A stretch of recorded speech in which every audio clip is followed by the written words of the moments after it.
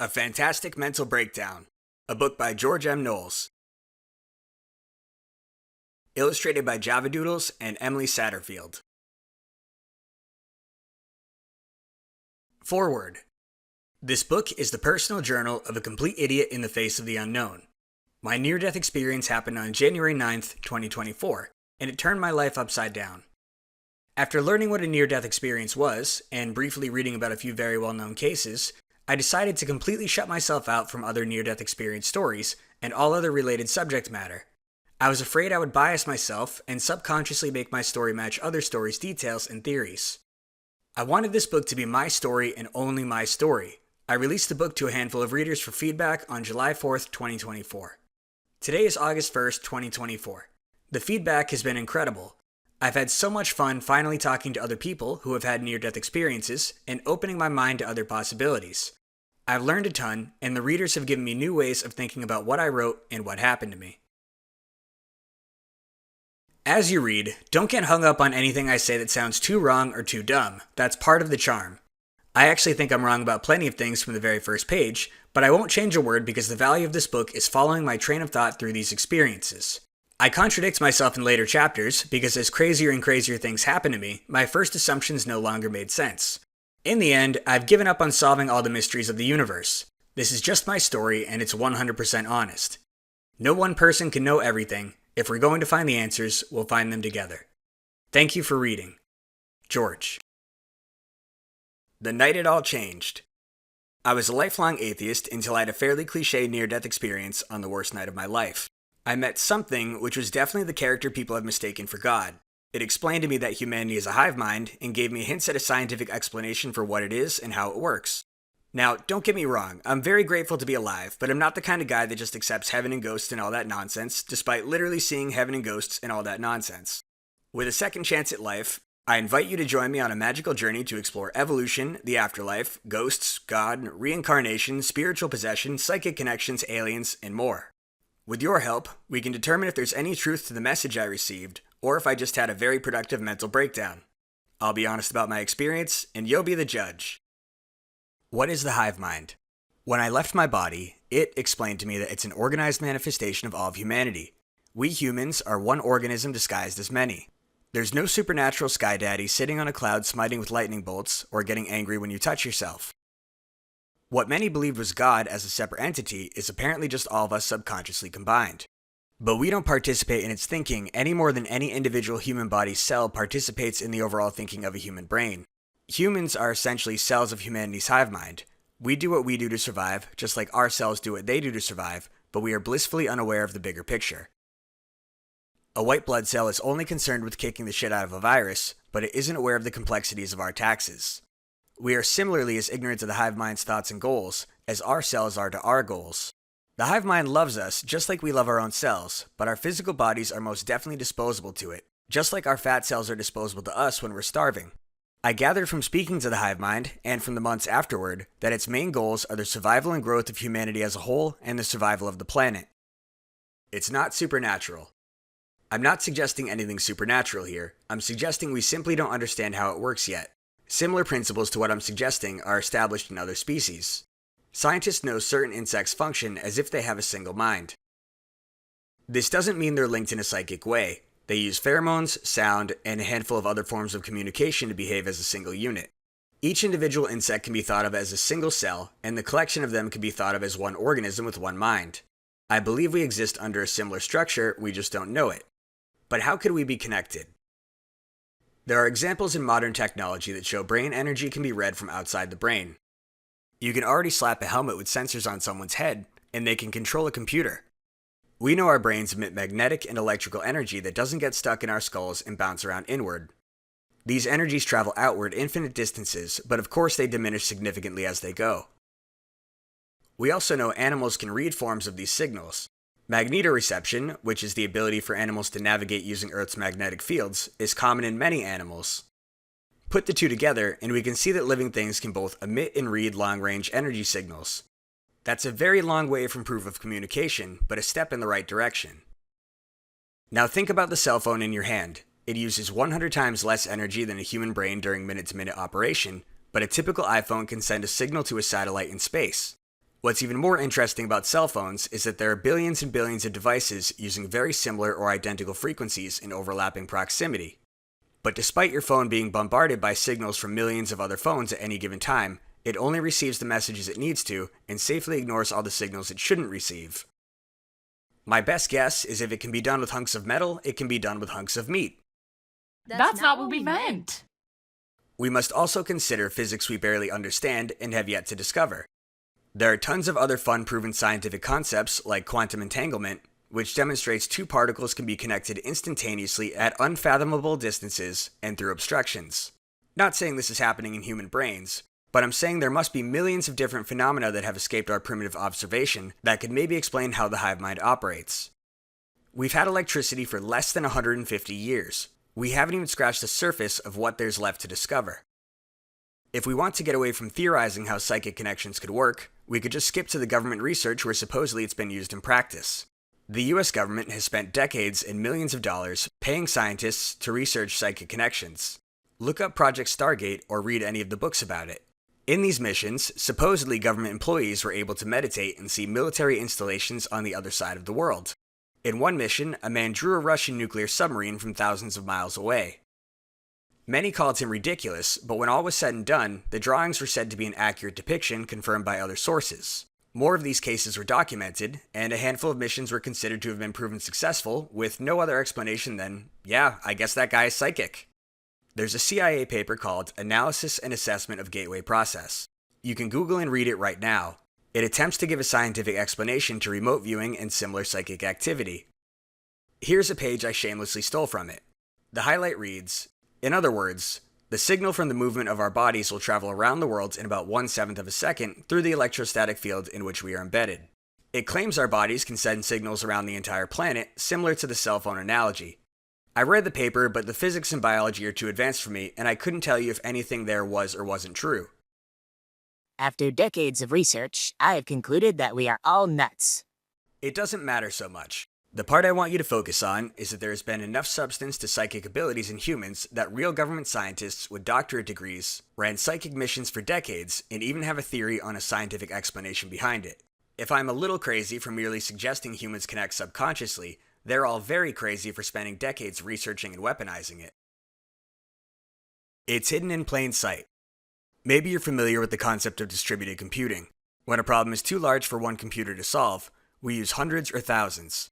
Software engineers break down the problem and send smaller sections of it to thousands of other computers, nodes. Each node performs calculations, then returns the results to the main computer, which crunches those results together to solve the full problem. When you look into any of these individual nodes, the data really means very little to represent the whole of the problem.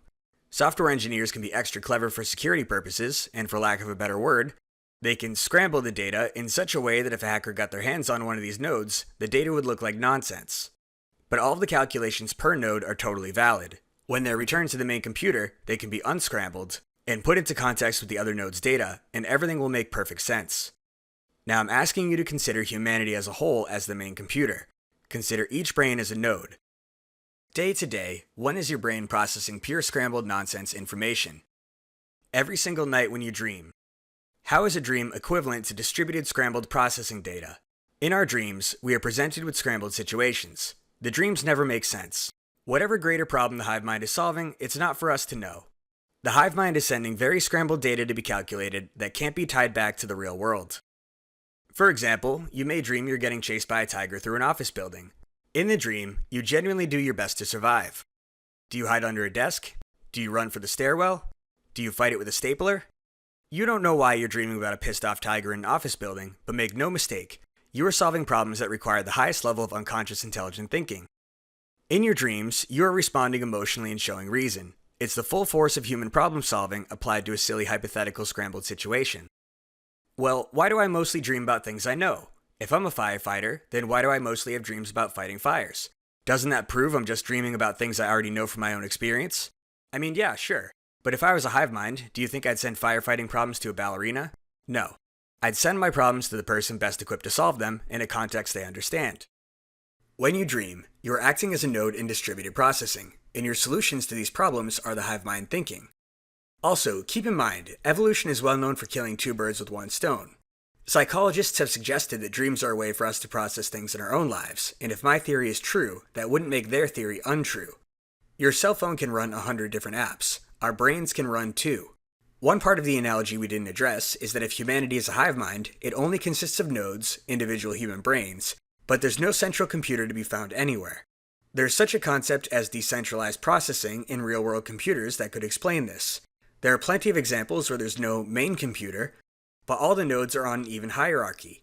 BitTorrenting and blockchain are the easiest examples. These nodes can turn on or shut down at any time and jump right into problem solving with the rest of them.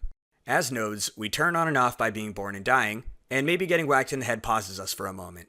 There's no central computer to humanity, but through the sum of the nodes, they are acting to solve a problem much greater than any single node could. All of the thoughts combine to become the hive mind's thinking with the diverse expertise and experiences of 8 billion humans. In summary, the human hive mind is decentralized distributed processing, where the nodes are brains, and the majority of its computing happens in scrambled dreams. The situations in dreams are illogical, but our responses are genuine intelligence. The way we deal with these situations, logically and emotionally, are the products returned to the hive mind that allow it to think as a single entity. It is the organism, and we are its cells. I cannot stress enough that it's super friendly and helpful, and I would highly recommend meeting it. How did it come to be? Through communication with the hive mind myself, I've come to learn that all of life on Earth is part of it. If the hive mind of Earth is a body, each species, having its own hive mind, is an organ. All of life is connected, but species-to-species connections are much stronger. The thing I spoke to was representing all of humanity, but humanity wasn't always here, and we know humans evolved from primates.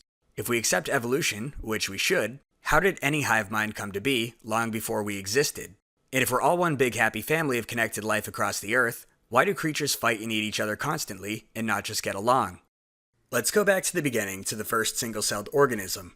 Physical matter of the cell was the physical life, and the live energy passing through the cell at any given time was the spiritual soul, for lack of a better word. I'm trying to keep this book at least somewhat tied to science, but there are going to be unavoidable spiritual tie-ins, like the word soul, for analogy purposes. When life split into multiple cells, the energy from one cell still affected another. This is just because energy travels outward from the cell and smashes into or passes through other things. Not necessarily because there was or wasn't an organized link at this point. Bro, can you stop? Quorum sensing evolved, which is how single-cell organisms use chemicals to communicate from long distances and alter each other's behavior. I'm not saying quorum sensing is proof of an energy link between cells, but I am saying it proves life evolved a need to communicate and cooperate, even in the single-celled stage. Long-distance communication was formed at the dawn of life. It's in our deepest evolutionary roots. Single cells were just the beginning, and we have some good guesses on how evolution went from there into the 5 kingdoms. Natural mutations created more complex organisms, and eventually the competitive predator and prey dynamic was formed. Not cool, Gary. I mention this specifically because, again, if I'm trying to tell you that all of life is connected as a hive mind, it seems totally counterproductive and morally wrong that we would eat each other. But there's a damn good reason here. The best way to summarize this violent competition between living things is to say that iron sharpens iron. Through predation, the predators grew stronger and faster, and the prey grew more elusive and resilient. They both grew smarter together as a direct result of competitive interactions with each other. Competitive evolution made it so all life grew in terms of intelligence and complexity. If we say the Earth's hive mind, which consists of all species, is nature, from the grand evolutionary perspective of nature, a predator is not the enemy of prey. There's a symbiosis here we never considered. Predator, prey, and all of the competitors on the blue marble make each other grow. It's the same way sparring partners do in the gym. They beat on each other, but not to extinction or death, and as time goes on, the battling parties both become stronger.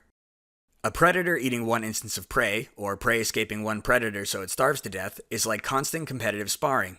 Each species learns from its mistakes through Darwinian evolution and gets better every time it takes a hit and shakes it off. So long as there was no extinction of either, over time, both predator and prey benefit from this battle. The best proof of symbiosis of predator and prey is that this dynamic pushed the first fish out of the ocean to walk on land. Without a predator to chase that fish onto land, the prey never would have evolved to attempt to escape it and thrive elsewhere. Without the competitive dynamic, we never would have had life on land, or even humans. The competitive aspects of evolution expanded the total biomass and the intelligence of life overall, bettering nature as a whole. Some creatures live in the freezing snow, others in the scorching desert. Life expanded to the highest peaks and lowest depths. You can hardly find a spot on this earth where something isn't alive. Diversity made life better able to survive the inorganic threats, like weather, earthquakes, and all sorts of natural disasters that the Earth hive mind couldn't see coming. Through this complexity, countless methods of communication were formed. Sound-based, visual, chemical, etc. Animals communicate and behave in so many organized ways that we haven't scratched the surface of understanding. Eventually, humans came to be the dominant species of Earth by a mile. Flash forward to today, the Earth hive mind consists of all of life, but whatever I was speaking to told me it was a combination of all humans. It was specifically the human hive mind, even though it's deeply connected to all other life. Of course humans must be connected to other life because we all evolved as one nature together from the same roots. It's safe to say a human is not a binary thing, because if you trace back through your ancestors, it's impossible to draw a line and say, this one was the first human. It's been a smooth and slow blend from damn dirty apes into us. Look at the timeline of humanity. Which was the first you'd consider human? It's not clear. Come back for us, you jerks. Sorry. Someday the Earth will be enveloped by the sun, and all life remaining on it will be lost. Would single-cell organisms stand a chance at escaping this? No.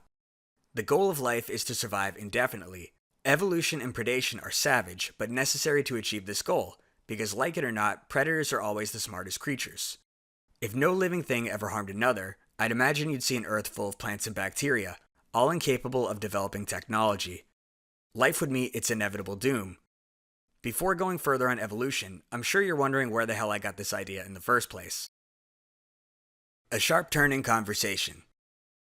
Studies say over 5% of people will have a near-death experience. These experiences are remarkably consistent person to person, and mine was downright cookie-cutter by comparison. The two main ways a person has a near-death experience is by actually clinically dying, or by having their life flash before their eyes because they believed they were going to die, even if they were physically unharmed. So what does a near-death experience typically consist of? The feeling of being separated from one's body, a sense of peace, meeting dead loved ones or non-human entities, a life review, feeling access to unlimited knowledge. Upon return, people typically feel better. They have increased compassion for others and nature, they no longer fear death, and they have a purpose to make the world a better place. That pretty much sums it up for my experience. It's stunning how consistent the accounts are from person to person. Some believe these are just hallucinations, and they are consistent because we are all hardwired similarly to have the same hallucinations. A hallucination is something that comes from within your own brain, and communication is something that comes externally. I would assume every near-death experience is indeed partially hallucinated, but there's compelling evidence that some people who have had near-death experiences have gained external information they could not have hallucinated through legitimate communication or their own observation while claiming to be out of their body. There's a well-known story about a woman named Pam Reynolds. Long story short, she was clinically dead on an operating table with her eyes taped shut for the procedure. Upon waking, she was able to recall several details confirmed by her surgeons that she couldn't have seen. There are a lot of similar stories. Since my near-death experience, I've changed immeasurably. I've been compelled to write this book from the moment I came back. It was all I could think about all day, every day for months. Just so you can put a picture to who I am, I'm the guy on the cover with his adorable grandma. I grew up in a small town boxing and wrestling, and now I work as a software developer in New York City. I grew up without religion, and even after all of this, I'm not a religious person by any means. I've never read the Bible or any similar texts, and I have no plans to. I don't believe they offer any greater credibility or evidence than what we can gather ourselves in the modern day. There are plenty of religious themes in my near-death experience. Please don't take them as my endorsement of any religion, I'm just telling you exactly what I saw. I believe all of this is explainable with science, and there's no such thing as magic or miracles. Hopefully the explanation of my experience is that we are a hive mind, and not that I hallucinated every event and concept in this entire book. Let's get into my story. The afterlife. The morning after the worst night of my life, I went to sleep around 5 a.m. I don't think I actually died because I woke up and I'm still here, but the distressing part was that from what I read about near-death experiences, I definitely experienced step for step what happens to thousands of people who have actually died. The hive mind took my consciousness to another place that sure as hell wasn't a dream. It aligned with so many religions' concepts of heaven. It was more real, vivid, and detailed than anything I've experienced while being awake and alive. Truly indescribable. I know why they call it paradise. It was the greatest feeling I've ever felt. I've done some soft drugs, and I know what it feels like to feel good. This felt 1,000 times better. Better than my best accomplishment. better than the hardest I've ever laughed, better than sex. It was all of that and more wrapped into one. It wasn't blinding or overwhelming like some drugs. I was clear-headed, honest, sharp, and objective. My ego was gone.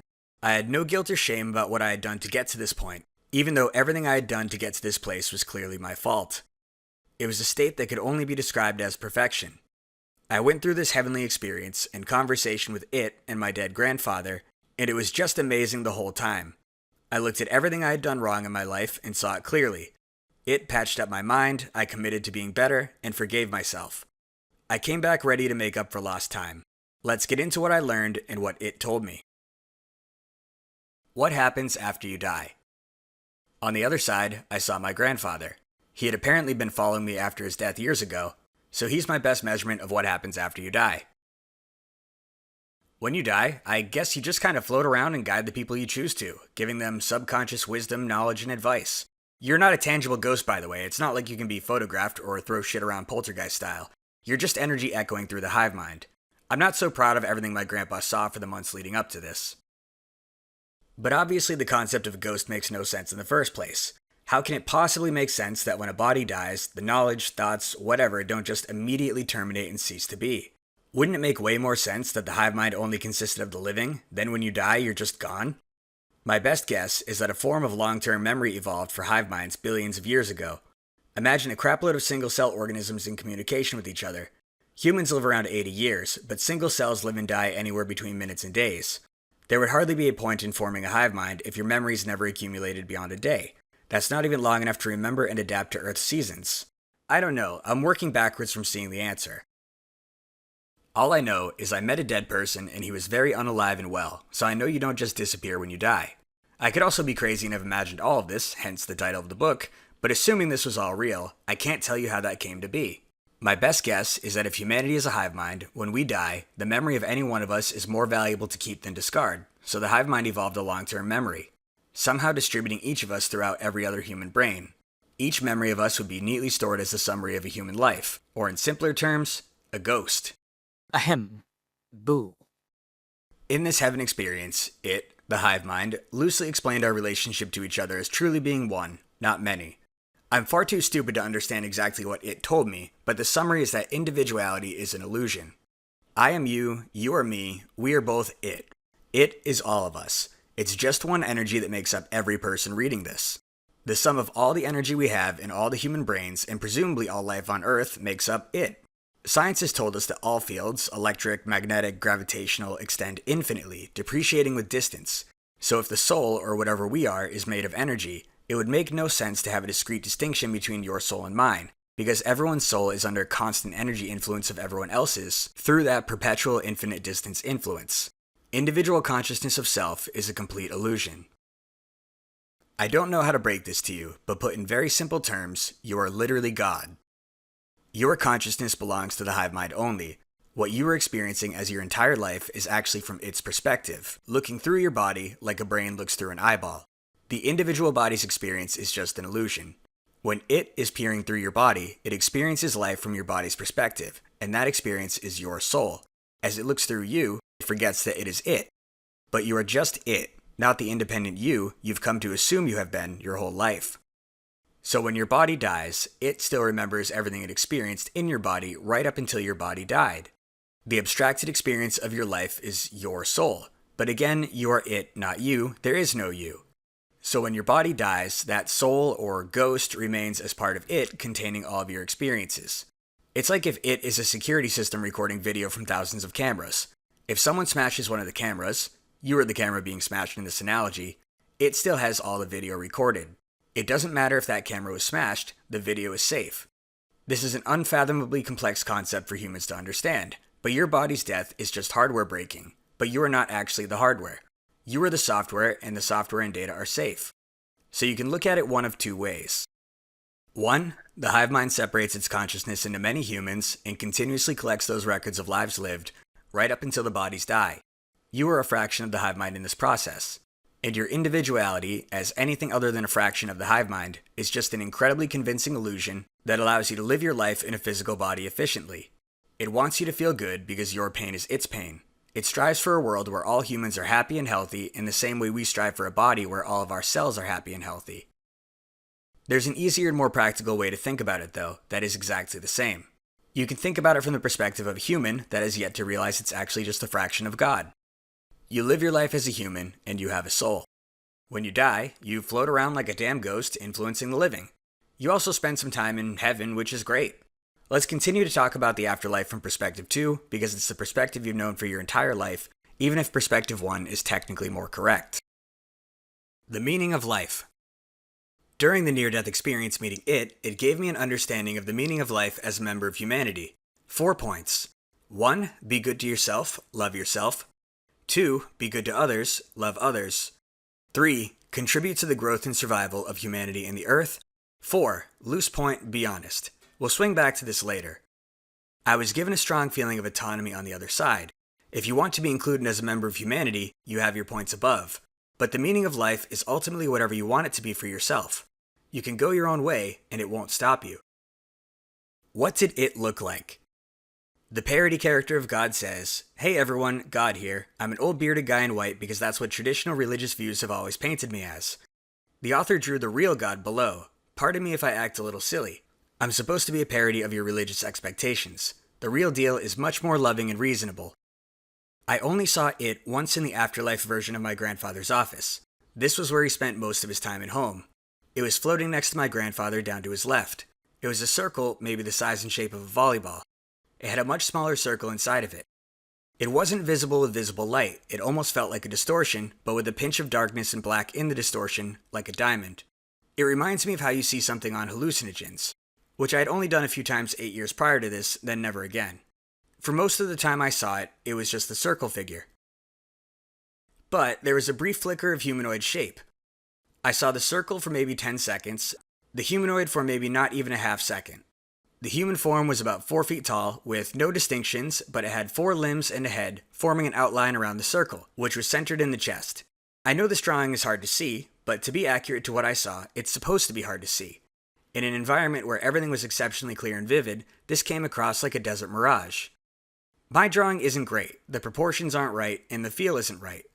There was also a brief time where the center of the circle wasn't visible, just the outer part. This image isn't perfect, but it was the best I could do. I may never be able to visualize it perfectly, because there was a feeling and volume associated with it that I can't embed into an image.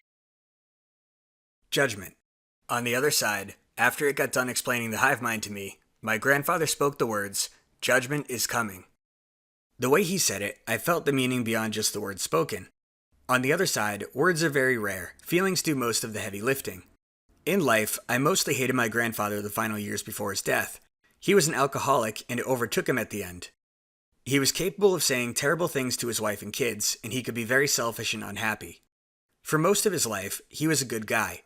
He was loved by many, and he'd do anything for anyone. He was always good to me, but in the end, I didn't enjoy visiting him. But in that moment, in what I guess was supposed to be heaven, we immediately came to understand each other eye to eye on everything. In a fraction of a second, all we ever needed to say to settle our differences was said. It was a moment of true understanding, forgiveness, and redemption. All that remained of him in the afterlife were the good parts of him, which I was damn happy to see again. The parts that wanted to help humanity and help me. By judgment is coming, he meant our individual judgment of our human lives after our deaths. And it was well implied he was sorry for how he behaved at the end of his life. These words weren't spoken, but it felt like, "Trust me, kid, I made mistakes in my life, and judgment is coming for you like it came for me.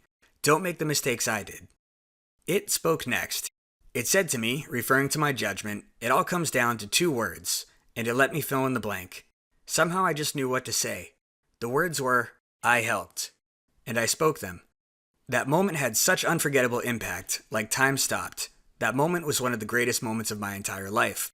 I felt redeemed with a sense of completion and a calm peace I could never put into words. I had a lot of guilt and depression in life for not living up to my potential and not being exactly who I should have been. That all disappeared. I looked back at my whole life, but not event by event, it was everything at the same time. It felt like it's not about what you did, it's about who you are. Everything considered, I did a lot more good than bad. I passed my judgment. I thought this would be harder. I'm not taking my chances. For what it's worth, judgment felt like a really low bar. There's a lot of understanding and empathy for why you did what you did. It didn't tell me this, but you just feel and know things when you speak to it. If you're the kind of person who worries you won't pass judgment, relax. I got the impression you have to be really terrible to not pass. It seems to love damn near 100% of us as we are. If you have any love in you at all, you have a good shot. Imperfection. We are all different, but we are all equal, and none of us are perfect. More thoughts were exchanged after I passed judgment. It didn't care about the stupid mistakes I made. Despite my flaws, weakness, and stupidity, it spoke to me as an equal. It was comforting and humbling.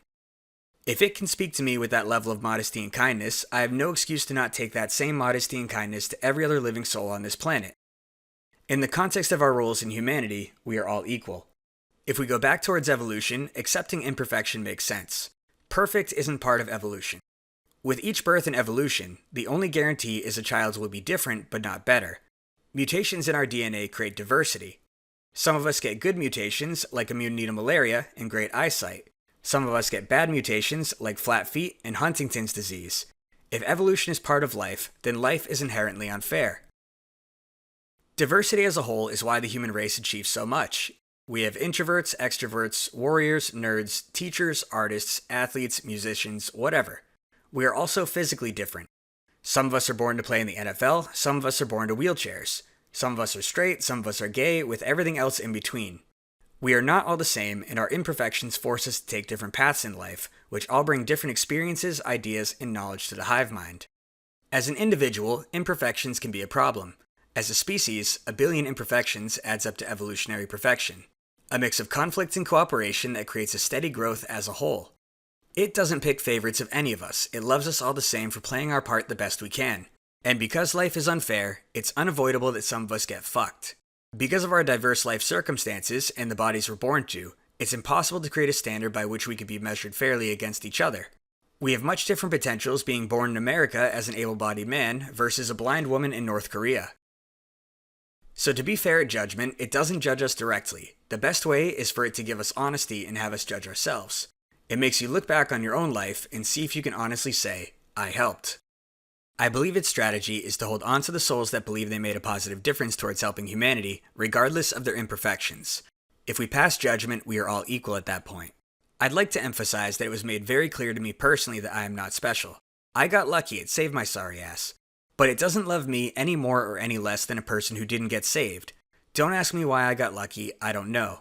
I can think of 1 million innocents who have died and suffered, children for example, that deserved long happy lives and didn't get them. I think it has to be at random. In computer science, it's fundamentally impossible to hand-code something smarter than you are.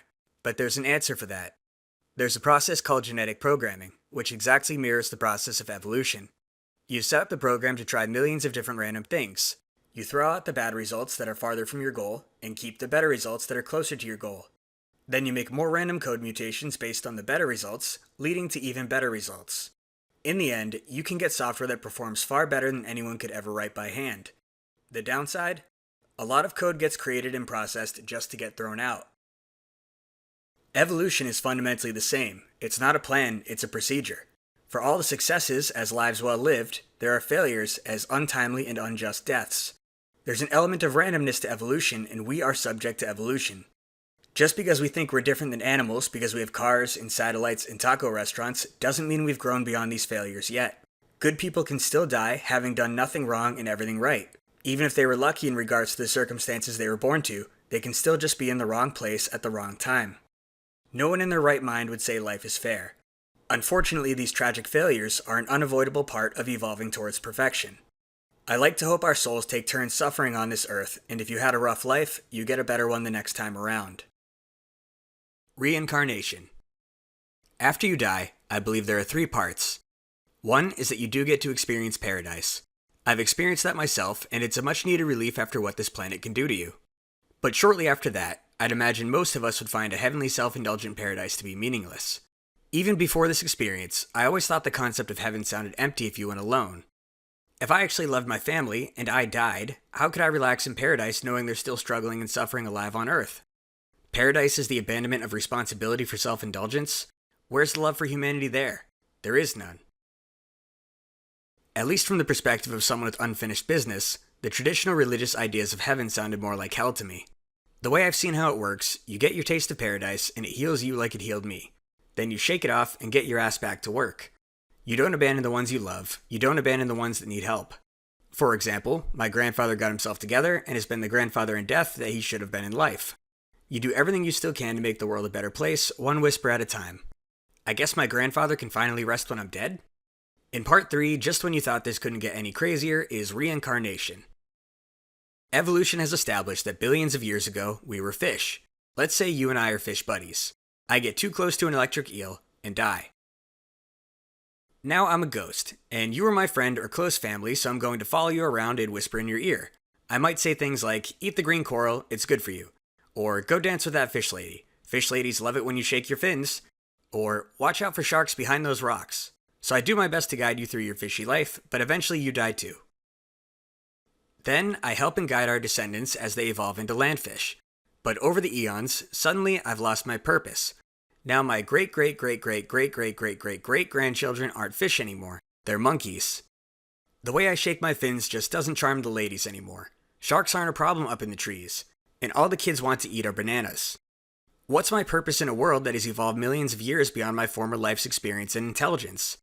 There is none. Flash forward to current day. I know my grandfather is following me. Every decision I make, everything I do, is not just my own choice. It's a product of my thinking and his. Can you really even say I have my own independent soul anymore?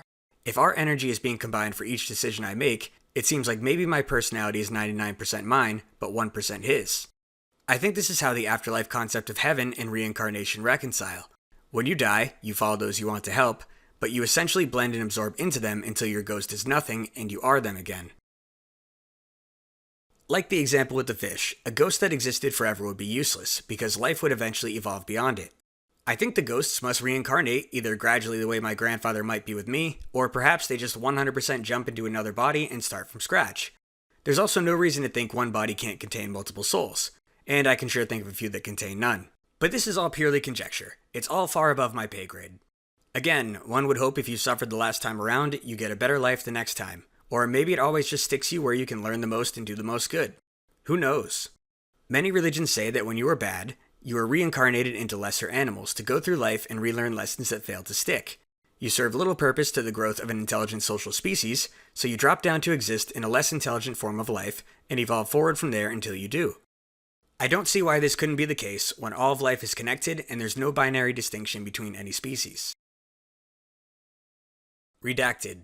I had written out everything leading up to my near-death experience, but ultimately it was just not something I wanted to share, and I deleted it. I saved a copy, and maybe someday I'll share it, but it was just too personal. I'm sorry about that.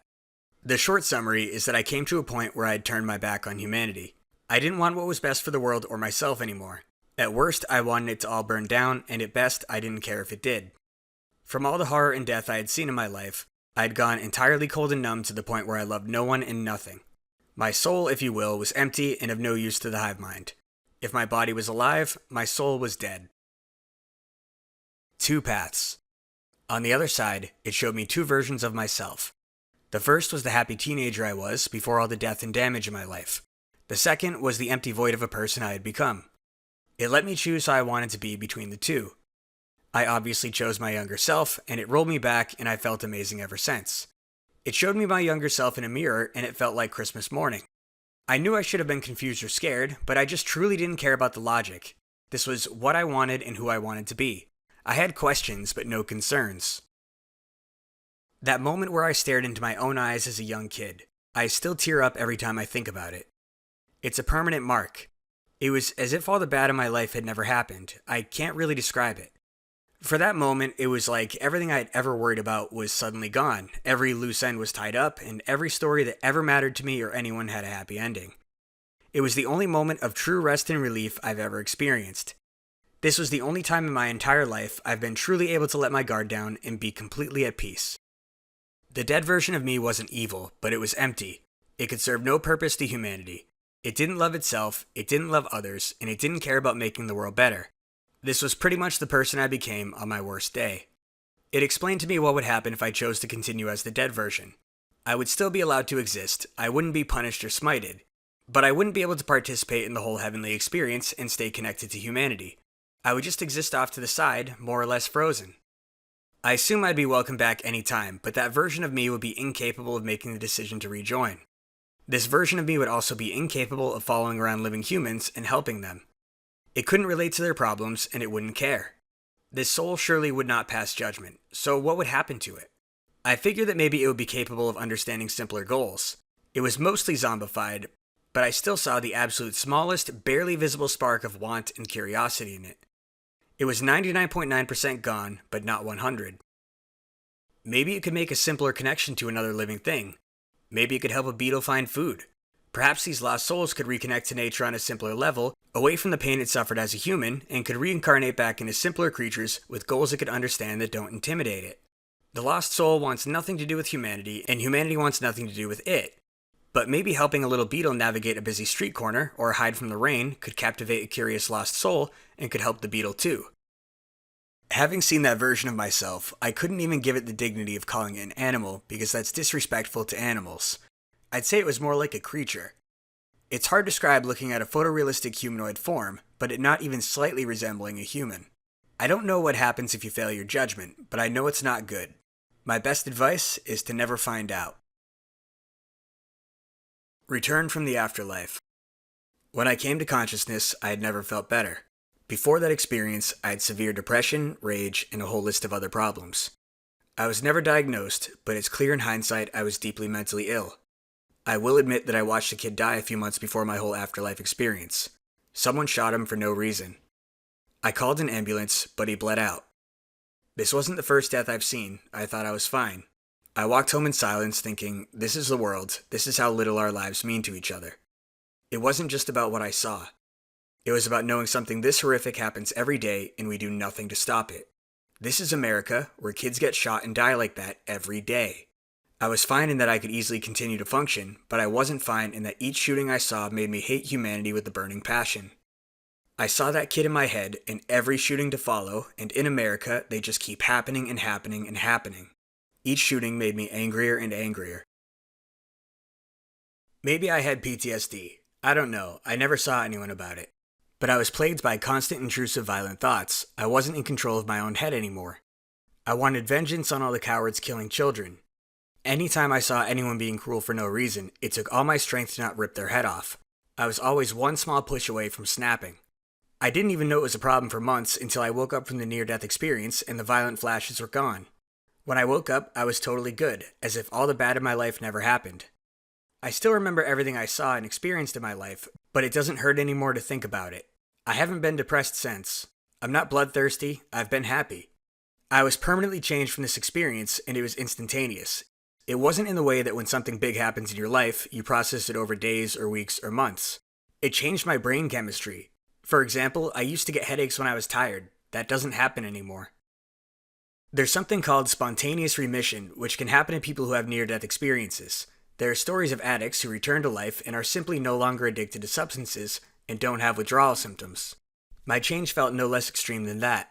I just feel so good all the time. There were relationships from years ago before my near-death experience that ended that were mostly my fault. I had become very unforgiving.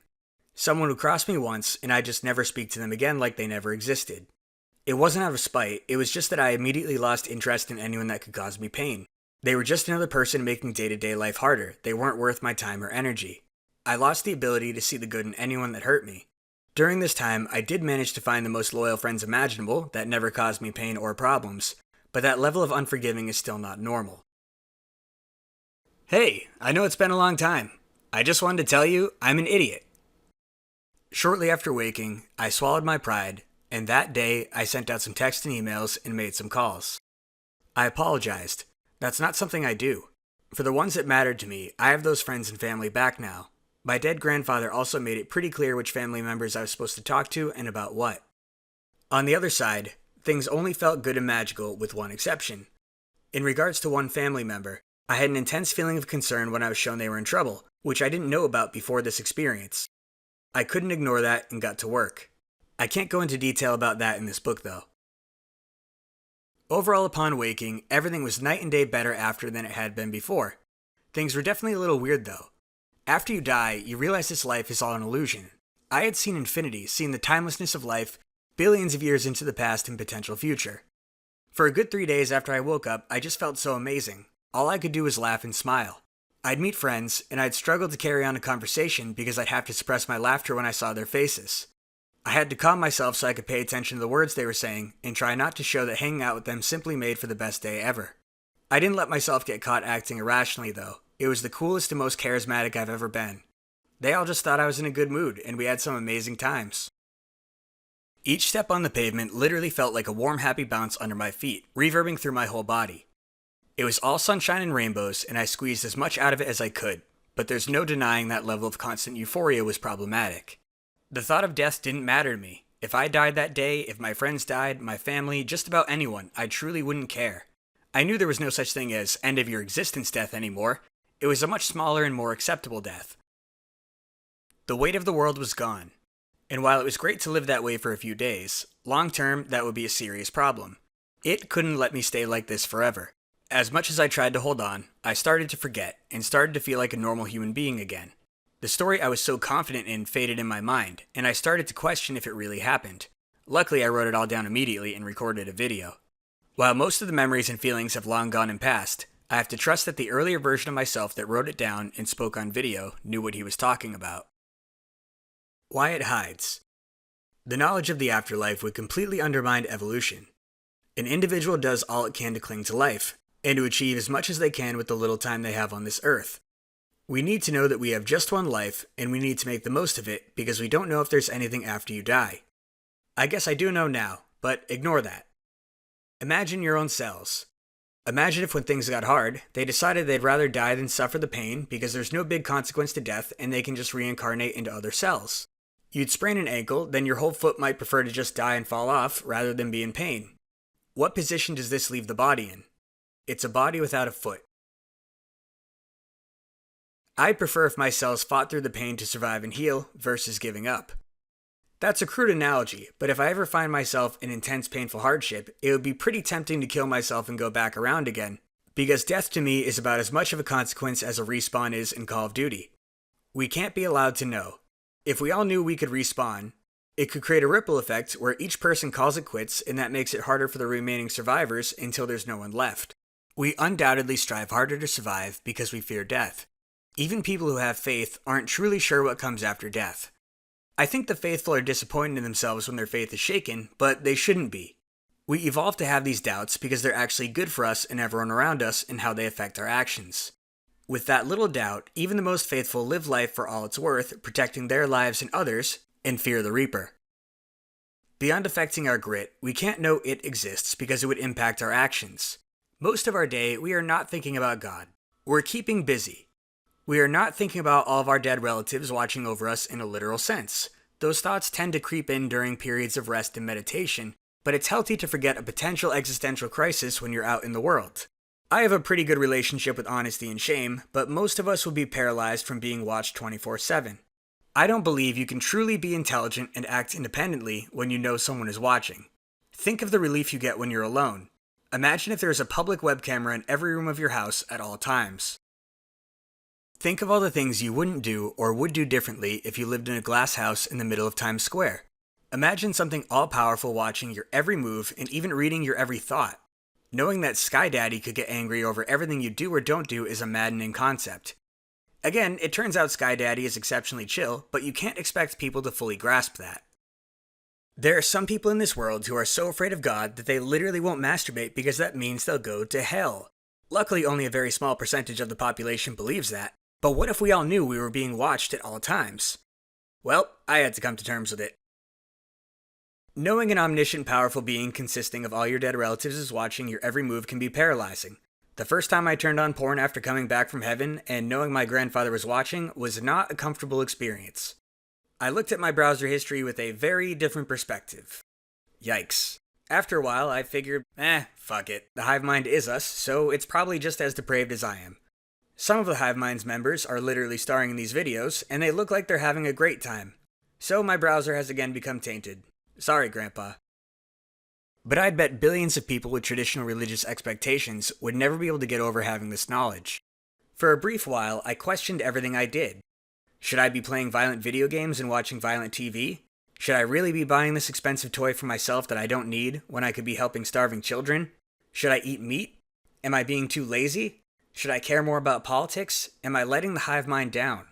Knowing we're being watched would cripple creative thinking. Sometimes you have to do things that are embarrassing or require a slight moral adjustment for a greater good. Sometimes we need to behave in a way that we consider selfish to take care of our own needs, just so we don't snap. Being watched by an all-powerful being damages a lot of that. My belief is that as we become more moral and honest, we will trend towards understanding and believing it exists, because that knowledge will hurt us less. The last reason we can't know about it is it would destroy the very concept of good. As soon as you know there's a reward for being good and a punishment for being evil, the concept of good goes away. A person who only does good because God is watching isn't kind, they're calculated. There's some beautiful irony here that makes me smile and laugh out loud. I would say the most moral people on this planet must be true atheists. Despite believing there will be absolutely no consequences to immoral actions, they still do the right thing and follow the 4 rules, because that's the mark they want to leave on this world. They've decided to be their own gods and leave the world a better place anyway. We've seen a lot of evolution towards moral atheism, and that just tickles me to no end. Even if you know there's a God and an afterlife, but an atheist is being a really good person, please don't ever tell them or impose your beliefs on them. Let them be free, let them make us proud. Their afterlife can come as a shocking but pleasant surprise. For all the reasons above, it actively sabotages proof we can gather about it. It will help us, but doesn't need us to keep believing after we're back on our feet. Following a legit experience with it, it gaslights us into doubting what happened. Speaking of which, good luck proving it. This is where the whole book goes to shit. If you had any faith in me up until this point, allow me to lose it right here. I've dedicated the last few months of my life to documenting all of this, and by documenting, I just mean writing it down, because it never leaves a shred of hard evidence to document. Since the first, I've had a dozen more strange encounters. Most are hardly worth telling you about because I can't prove any of them, but each one helped me out immensely. In the next few chapters, I'll tell you about a few. Get back here, you sneaky mystical bastard! Paging Dr. Grandma. I was laying in bed next to my grandma around midnight. We had been watching TV and eating ice cream bars. We hang out in her bedroom because she gets too tired sitting, and she's up and down at all hours. I was visiting because she was recovering from COVID, but she was clearly at an accelerated end of her life after the damage COVID had done to her. The doctor said she had 2 weeks to live, and the family agreed we'd send her off from home, not throw her in a hospice building. I live far away, so I went to live with her until it was all over, sharing responsibility with her kids who live in the area. My grandma is my favorite person of all time. I was glad to be there. She's one of the only people I do this for, and this was the least I could do for my dead grandpa who saved my soul and all that. My grandma is a big believer in God and Jesus. While I certainly don't believe in the supernatural, and I don't think Jesus was any different than the rest of us, we've been talking about her beliefs a lot, knowing she didn't have much time left. I told her my whole near-death experience story in the previous days. She believed me. She was pleasantly surprised to find out her late husband was no longer a pain in the ass. By the way, I did not believe in any spirituality or afterlife before my experience. I saw my grandma for Christmas a few weeks before meeting it. She asked if I believed in God and if we go to a better place. Do you think we go to a better place? I sure as hell did not. I remember that conversation, feeling a lump in my throat and my eyes watering as I lied to her. She was so happy. With a clenched jaw, it took all of my effort to force out, "Yeah, Grandma, I do. Heaven is going to be great." I was glad I was on the side of her blind eye. It was hard to see her so close to death. I felt sick the entire time seeing her. That's cute.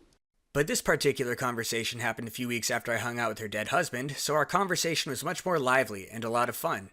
I was excited to talk about it. We were like little kids talking about how much fun she was going to have at Disney World, wildly theorizing and laughing about how awesome her death was going to be. I told her she had to reach out when she gets there and tell me what it's like. As we talked, she told me I have to pray for what I want. We laid in the dark and I laughed and humored her. I asked out loud for advice on how to fix my back injury. I had 3 herniated discs that had caused me severe pain since 2016 and ruined MMA for me. I was in pain on and off since then. I still managed to train consistently until around 6 months before the near-death experience. My life spiraled after a very bad accident one day, which led me to being bedridden for months. On the night of the near-death experience, I was in excruciating back pain. Maybe 20 minutes later into normal conversation, suddenly my grandma's voice changed. She started speaking quickly and in a slightly different accent. Her patterns of speech got weird. She told me that she suddenly remembered one time she was working in the garden and her back hurt. She said she just had a feeling for how to reset it. She saw a 10-pound rock from across the garden and squatted leaning over forward and held the rock under her chin, and it fixed it. She told me to squat down in front of the weight and lift it to my chin, then hold it as it stretches out my back. Then to drop it. Then to do it again at least 3 times. Then to leave the weight there and stand up. She said to just do this every morning and I'll feel better in no time. She also told me there's another stretch I can do where I kneel and put my head between my knees, and when I'm in bed I can lay on my back and put my feet behind me on the wall. If her words feel like they were written in a strange way, it's to emulate the strange way she said it. Finally, she warned me I have to stop doing any type of twisting stretches, those will just do more damage. She sounded so strange, it made me uncomfortable. It was late at night and felt like a scene out of a horror movie. Imagine someone you know better than anyone else in the world, and suddenly they just don't sound or act like themselves. It was raising every red flag in my head. It felt like I was speaking to a stranger. But eventually we changed topics, and she sounded just like herself again, and I could breathe again. I shook it off, and I told her I'd try it in the morning. In the morning, I did the exercises, and it actually felt pretty good immediately. I sat down and rubbed my back a little. She noticed this and took on that same strange voice from the night before. She said with wide eyes and a fast, chaotic tone, "I remember my Uncle Bob, he used to always go, my sacroiliac joint, ah." She sounded so creepy and strange for a moment, that's just not how she talks. It was even more strange because I asked my dad, and she never even had an Uncle Bob. I googled the sacroiliac joint in your hip, and I saw it's a huge cause for lower back pain. For years, I had been assuming the lower back pain was from my 3 diagnosed herniated discs and scoliosis, confirmed by MRIs and doctors. I've had a huge lump on the side of my back for the last 8 years. It's about the size of a golf ball, and doctors always explained it away as a muscle spasm that could be healed by stretching. I had been doing yoga and physical therapy and all that stuff my doctors, therapists, and acupuncturists advised. With herniated discs, you shouldn't bend forward with heavy weight, and one very common stretch to help herniated discs is a twisting stretch.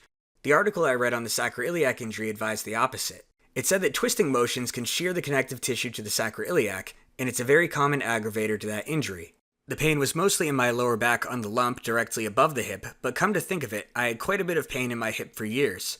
I had assumed the hip pain was just nerve pain from the herniated discs shooting down like sciatica. With my grandma's advice, I decided to try treating myself for a sacroiliac injury because my current plan had never worked anyway and I had nothing to lose.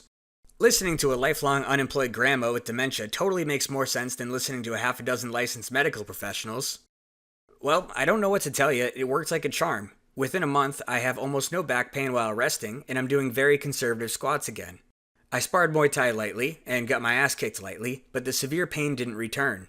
I can't look away from the fact that my grandma told me to pray, I did, and within a day I had the answer I was looking for. She also never brought up this stretching advice for the years she knew about my bad back, before the one time we prayed. Did the hive mind briefly possess my grandma and channel the knowledge of some doctor's dreams? I can't believe she was right. Or did she just have an incredibly lucky dementia episode, and the fact that it helped my back was just a wild coincidence? Doesn't it feel better, though? It appears crazy runs in the family. Both ideas are completely ludicrous, which is why it's so funny. Am I crazy? I consider the possibility as critically as possible every day.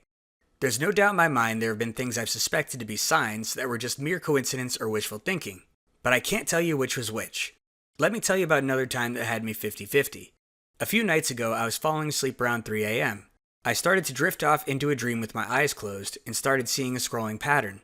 Hundreds and thousands of little black marble eyeballs all looking back at me. They looked like spider eyes. It was very disturbing and uncomfortable.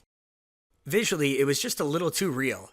You know how when you start dreaming, you can't see what you're seeing, it's a vision through thoughts? You fall asleep at the same time as you start to see, and it's not a conscious experience. Well, this sensation was alarmingly strong, and I was way too conscious to be comfortable with it. It felt maybe 20% of the way to actually seeing with my eyeballs like it was real versus seeing with my mind. It was definitely scary because I was still fully awake. I covered my eyes and tried to keep calm and let it pass. Eventually, I fell asleep. At 6:30 a.m., I woke up to my TV turning itself on and playing. It was on the show Resident Alien I had been watching the night before. I heard a voice sing, "There was a boy, a very strange enchanted boy," and I shut off the TV confused. How the hell did the TV turn on? Having had a few of these unexplained experiences lately, I shook my head in disbelief and looked to the ceiling to say, "What are you trying to tell me now?" When I went to bed, my TV was set to my PC input and I was watching the show in a browser. When I got tired, I shut off the TV, tossed the keyboard, mouse, and my phone off to the right side of my bed. When I woke up, my TV was playing the show on my Chromecast on a separate input from where I watched it last night. I vaguely remember being awake and lying on my stomach just before it happened. I wasn't near my keyboard, mouse, or my charging phone. There were a few ways this could have happened. Possibility 1. The cast command came from my phone. While asleep, perhaps I rolled over and somehow cast the show. There are 5 very specific clicks from opening to casting.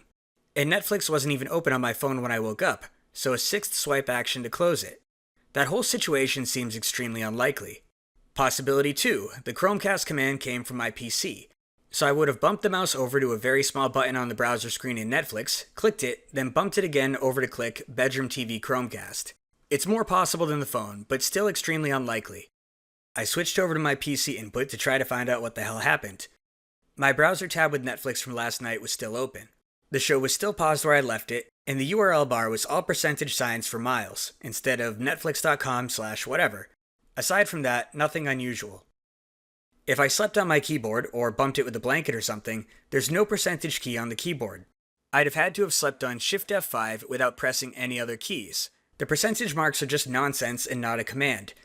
If you do press enter with those percentage marks in your URL from Netflix, it just does a Google search and returns nothing. There are also no browser or Windows hotkeys to cast directly to that device, I checked. There is a cast shortcut, but you still have to click which device with the mouse. There was just no reasonable explanation. An alarming side thought. If we're saying the human hive mind did this, which is just a collection of humans subconsciously, how the hell does it interact with real objects in the real world, making changes to my Chromecast? No brainwaves have ever amounted to moving things. That makes 0 sense. Did it possess some hacker to mess with me? Also ridiculous. If it can just magically screw with my browser to cast to my TV, that blows a massive hole in my theory that it is purely a hive mind made of humans, at least to every understanding of humans I've ever had. We're not X-Men. This would suggest it has some insane power beyond my peanut brain understanding. It doesn't make sense. I dug around and searched for hours to try to find a reasonable explanation for how this happened, and yet again came up with absolutely nothing. The third possibility is I am crazy and I did it myself without remembering. I guess if I'm crazy, I could have hallucinated every event of the whole morning. I double-checked the carbon monoxide detector above my TV. Carbon monoxide can sometimes be responsible for lost memory. Of course, it was fully functional.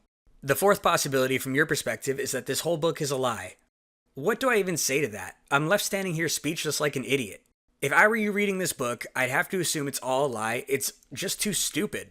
These strange things have been happening to me since the initial meeting with the hive mind. I know my device is inside and out, and I haven't seen these kinds of malfunctions before in the years I've owned them. For another example, one night I was on the phone with my aunt. I spilled the whole story of the dream with my dead grandfather, and so on.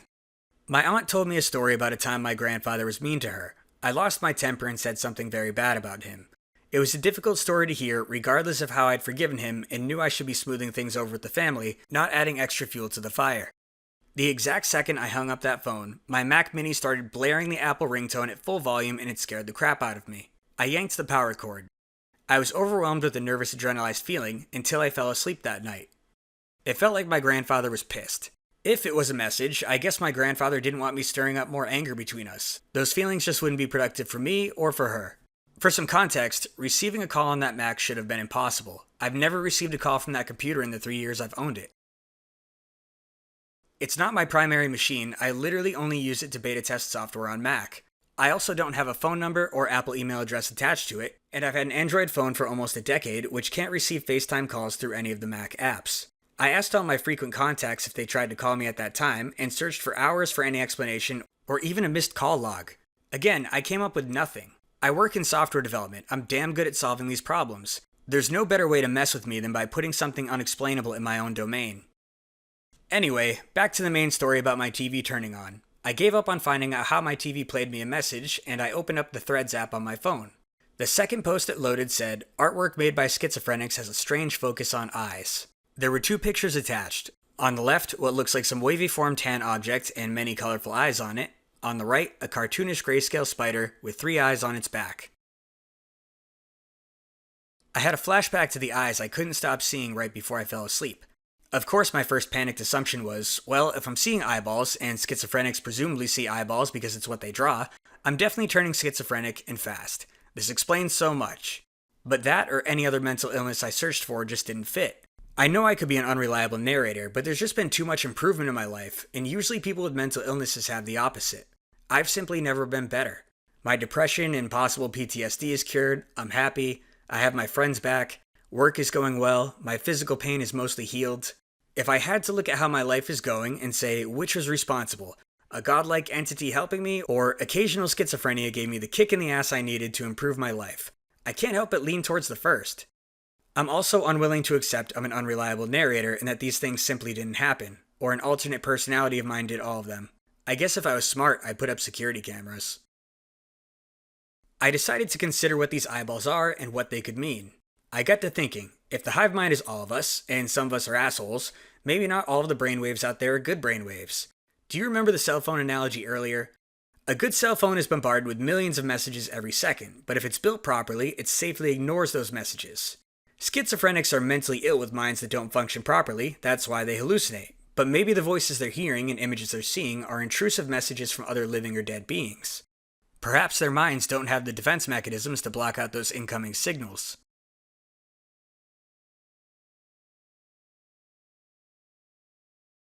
I think the vast majority of the human hive mind mirrors the morality of humanity. Most of us on this earth are loving and decent, if only imperfect. But if the hive mind contains living and dead humans, and some humans are murderers and rapists, I don't think the entirety of the hive mind could be moral and decent, because not all of humanity is moral and decent. The part of the hive mind I interacted with was all about consent, kindness, love, and free will. Murderers and other terrible people walk among us, and I still know virtually nothing about the dead who don't pass judgment. As a reminder, in my vision, it showed me a version of myself that was not all loving and kind, but it told me I wouldn't be destroyed if I chose to remain that way. The souls that don't pass judgment still exist in the afterlife. Maybe those creepy eyes I saw in my dream last night were the unkind souls of the hive mind. We'll come back to this. Ghosts. As I was staying with my grandma, medical professionals have said she has dementia and implied she's unreasonable and doesn't know what's going on. She has her problems for sure, but they don't care enough to realize her symptoms are very conditional. She was showing severe symptoms of terminal agitation and restlessness. When people are a few days from death, they tend to reach upward and grab and pull things in their sleep. She had a habit of doing this in her sleep with her blanket. Sometimes when she wakes up and she's dehydrated, she starts talking nonsense. They write her off as crazy, but I just sit with her and hold her hand and talk her through it. What's happening is she's repeating what happened in her dreams. If you give her enough time to wake up, she will tell you she was dreaming about something and she thought it was real when she woke up. Have you ever woken up and the chair next to your bed looks like a monster? For us, it takes a few seconds to shake off our dreams. For her, it can take up to 10 minutes. I pulled this pillow apart to a blanket. How the hell did I do that? Whenever she's confused, I can just give her sweet tea with lemon juice, a nice mix of sugar and electrolytes, and she snaps awake and comes back to reality. She's just plain not crazy if you take care of her biological needs and treat her like a person. She's in a very old body that is very easily susceptible to fatigue. We would hallucinate too after a few days in the hot desert without food or water or sleep. It just so happens she can get to that point much more easily. When she eats, drinks, and sleeps well, she's always her old self, and might I mention, very sassy. Did I really say I made this blanket? Oh, Georgie, I'm losing it. Never get old. About 6 months prior to this, my grandma's dead sister Lisa had started showing up. Actually, her name is not Lisa at all. Mine isn't even George. But we don't need real names. Lisa is always the same when she visits. She sits on the side of my grandma's blind eye, wears a pink gown with gray hair, and has blue-green eyes. She just watches my grandma. She never speaks. She expresses herself through gestures. Lisa had a tough life. My grandma says she had very little love. My dad says my grandma was the only one who really loved her properly. I don't know the polite way to say this, but she had social and intellectual shortcomings that made fitting in hard. My family knows seeing a dead loved one is a very common hallucination you get in old people who are about to die. By the way, Lisa doesn't like me. I don't remember my great aunt Lisa. I don't know if I even met her. My dad sure did. He loved her and she loved him. Whenever Lisa's ghost is in the room with my dad, my grandma will say something like, Oh, that's sweet. Lisa is hugging you, Gary. I also made up the name Gary for my dad. My dad plays along. Lisa is much colder with me. I had started noticing something totally insane, which is when my grandma tells me where Lisa is, if I look in that direction, I feel a slight burning in my chest and on the surface of my head. It feels like there's a heat lamp in that direction. When I turn my head, I can feel the burning roll around from the direction Lisa is in. It's a feeling of dread and anxiety, and it's been consistent for weeks, but I ignore it because I'm alive and Lisa is dead, so she can go kick rocks. I started to consider the possibility that Lisa was real. I already saw my dead grandfather, and God, how could I not entertain the idea? Also, why wouldn't I? I'm stuck in a house 24 hours a day taking care of a 90-year-old woman. At best, this is a once-in-a-lifetime opportunity to speak with a real ghost with an interpreter I trust, to be honest. At worst, it's a fun way to pass the time with my grandma when we ran out of things to talk about weeks ago. In retrospect, it wasn't a great idea. Why can't I see them? Ask any end-of-life care nurse. Old folks see their dead relatives sometimes. It is what it is.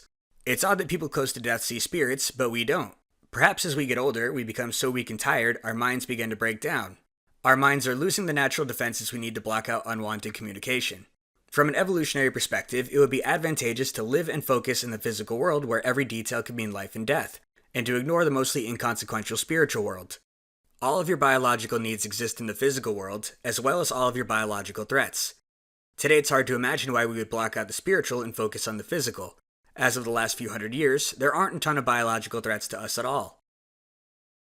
We aren't encountering lions and tigers and bears on our day-to-day. It's just not high on our list of modern concerns. Don't get me wrong, predators still kill people, but it's usually very avoidable. A lot of things have to go wrong to find yourself in that situation. For the most part, we barely even fight with each other anymore. Your life is just not legitimately threatened on most days, so as you sit in your house, there's not much risk to a friendly spirit popping by for a conversation. But let's go back a measly 1,000 years. For all of human history before this point, we were constantly subject to the predator-prey dynamic with deadly stakes. Day to day, our lives were under constant threat from animals, other humans, the elements, and who knows what else. Day to day, the spiritual world offered nothing but a distraction. It would make sense to evolve a vigorous denial, both in perception and belief, of this distracting nonsense spiritual world that offers no benefit to survival or reproduction. As nice as it is to see your dead family members, it would be much more likely to get you killed if it were a regular conscious occurrence. So I draw the parallel between old people with weak, dehydrated minds from aging like my grandma seeing Lisa, and schizophrenics or other mentally ill people who hallucinate. Of course, we must assume the science is totally correct. Scientists are 100% correct in all their assertions on how to treat these hallucinations. But I'd ask you to consider that maybe the hallucinations a weak mind is experiencing are not random nonsense from within.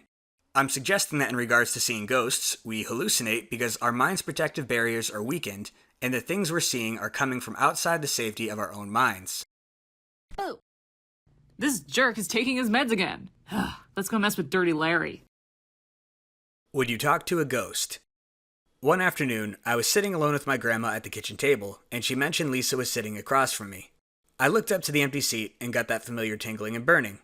Thanks, Lisa. Nice to see you too. I decided to start asking questions. This went extremely poorly. The first question I asked was if she was happy where she was. My grandma relayed the question. For the first time, Lisa responded to her with words. I saw and heard nothing, of course. I just had to trust my grandma would never lie to me, but that was a given. My grandma told me that Lisa said, satisfied to other, but she couldn't quite hear it. My grandma looked and squinted and tilted her head trying to look at Lisa to figure it out. She looked back at me and concluded that must have meant she was satisfied compared to other options. I guess my grandma's undead hearing isn't perfect, but the shrug and look on Lisa's face was enough for her to figure it out. I thought about the amazing pets I had in my life. We asked if there were animals on the other side. Lisa nodded yes. I cheered and celebrated. My grandma smiled. That's when I noticed the intensity turned up. The burning in my chest and head was almost alarming. My grandma felt nothing, but Lisa was pissed at me. I know ghosts can't hurt you. I remember a conversation with my grandfather when I was a kid. My brother and I were scared. Some lights must have flickered or something after we saw a scary movie. We were nervous and asked about ghosts. He said, all these years, every time someone gets hurt or killed, it's by a man. I've never seen a ghost hurt anyone. You don't worry about ghosts, kid. The scariest thing in the world will be standing right in front of you. I never believed in ghosts, but even now that I was starting to, I still carried his belief. A ghost can't hurt you. With just a hint of hesitation, I moved on to the next question. Lisa had a tendency to come and go. She wasn't always with my grandma. She would blip in and out for minutes or hours, and oddly enough there seemed to be no correlation to my grandma's energy level.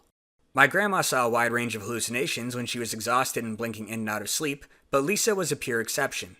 Lisa could come and go any time, no matter how good my grandma felt.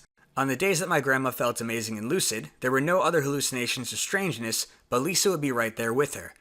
So where was Lisa when my grandma couldn't see her? I asked my grandma to ask if Lisa visited other family members on this earth. My grandma didn't say anything. She looked in Lisa's direction for a moment, then looked back at me and nodded yes. I asked my grandma to ask Lisa if there was reincarnation.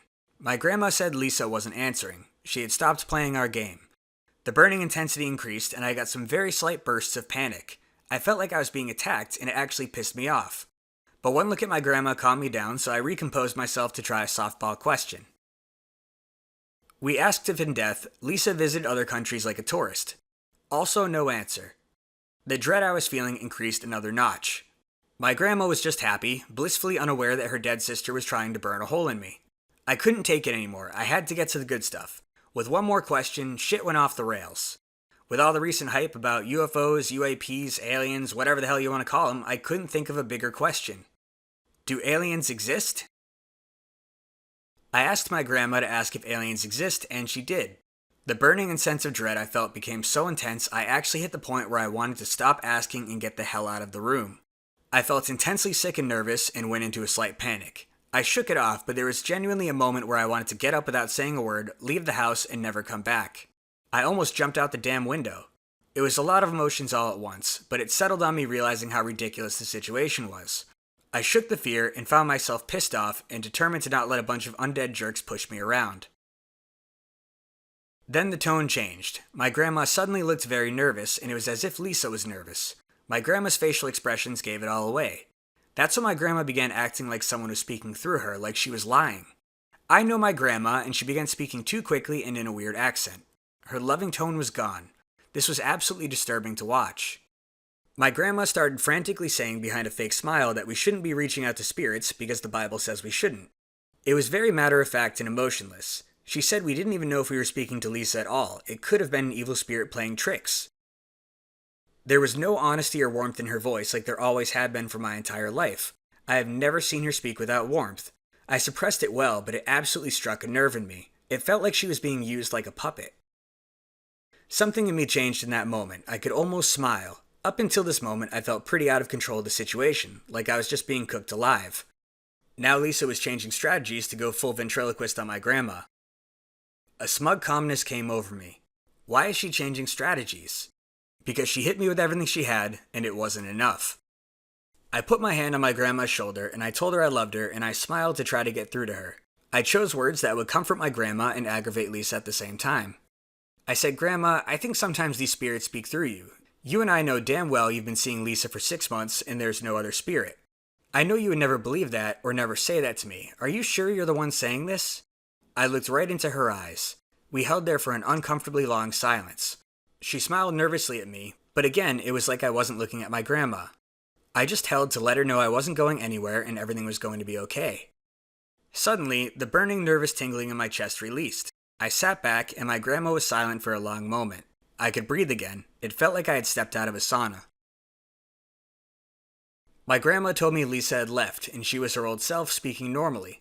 We went back to talking about anything else and laughed about how weird that was. My grandma's familiar tone came back. I asked her, "Did you try to tell me Lisa wasn't Lisa, it was a malevolent spirit?" And she said, "No, that was so strange." I told her it was okay. We made eye contact and we were both thinking the same thing. We didn't need to say it. We both experienced something impossible and no one would ever believe us. I shook my head in disbelief at the ridiculousness of the situation. My grandma had been awake for a while at this point, so I put her back to bed, kissed her goodnight as always. She cracked a joke, everything was back to normal. That was the last I ever saw of Lisa.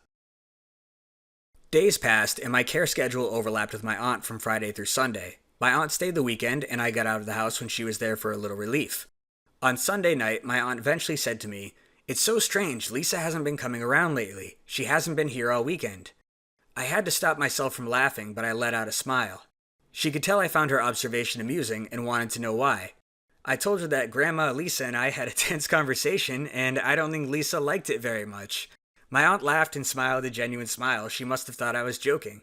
She clearly interpreted what I was saying as, my grandma was hallucinating Lisa again, and I played along with her, and my grandma's hallucinations got strange.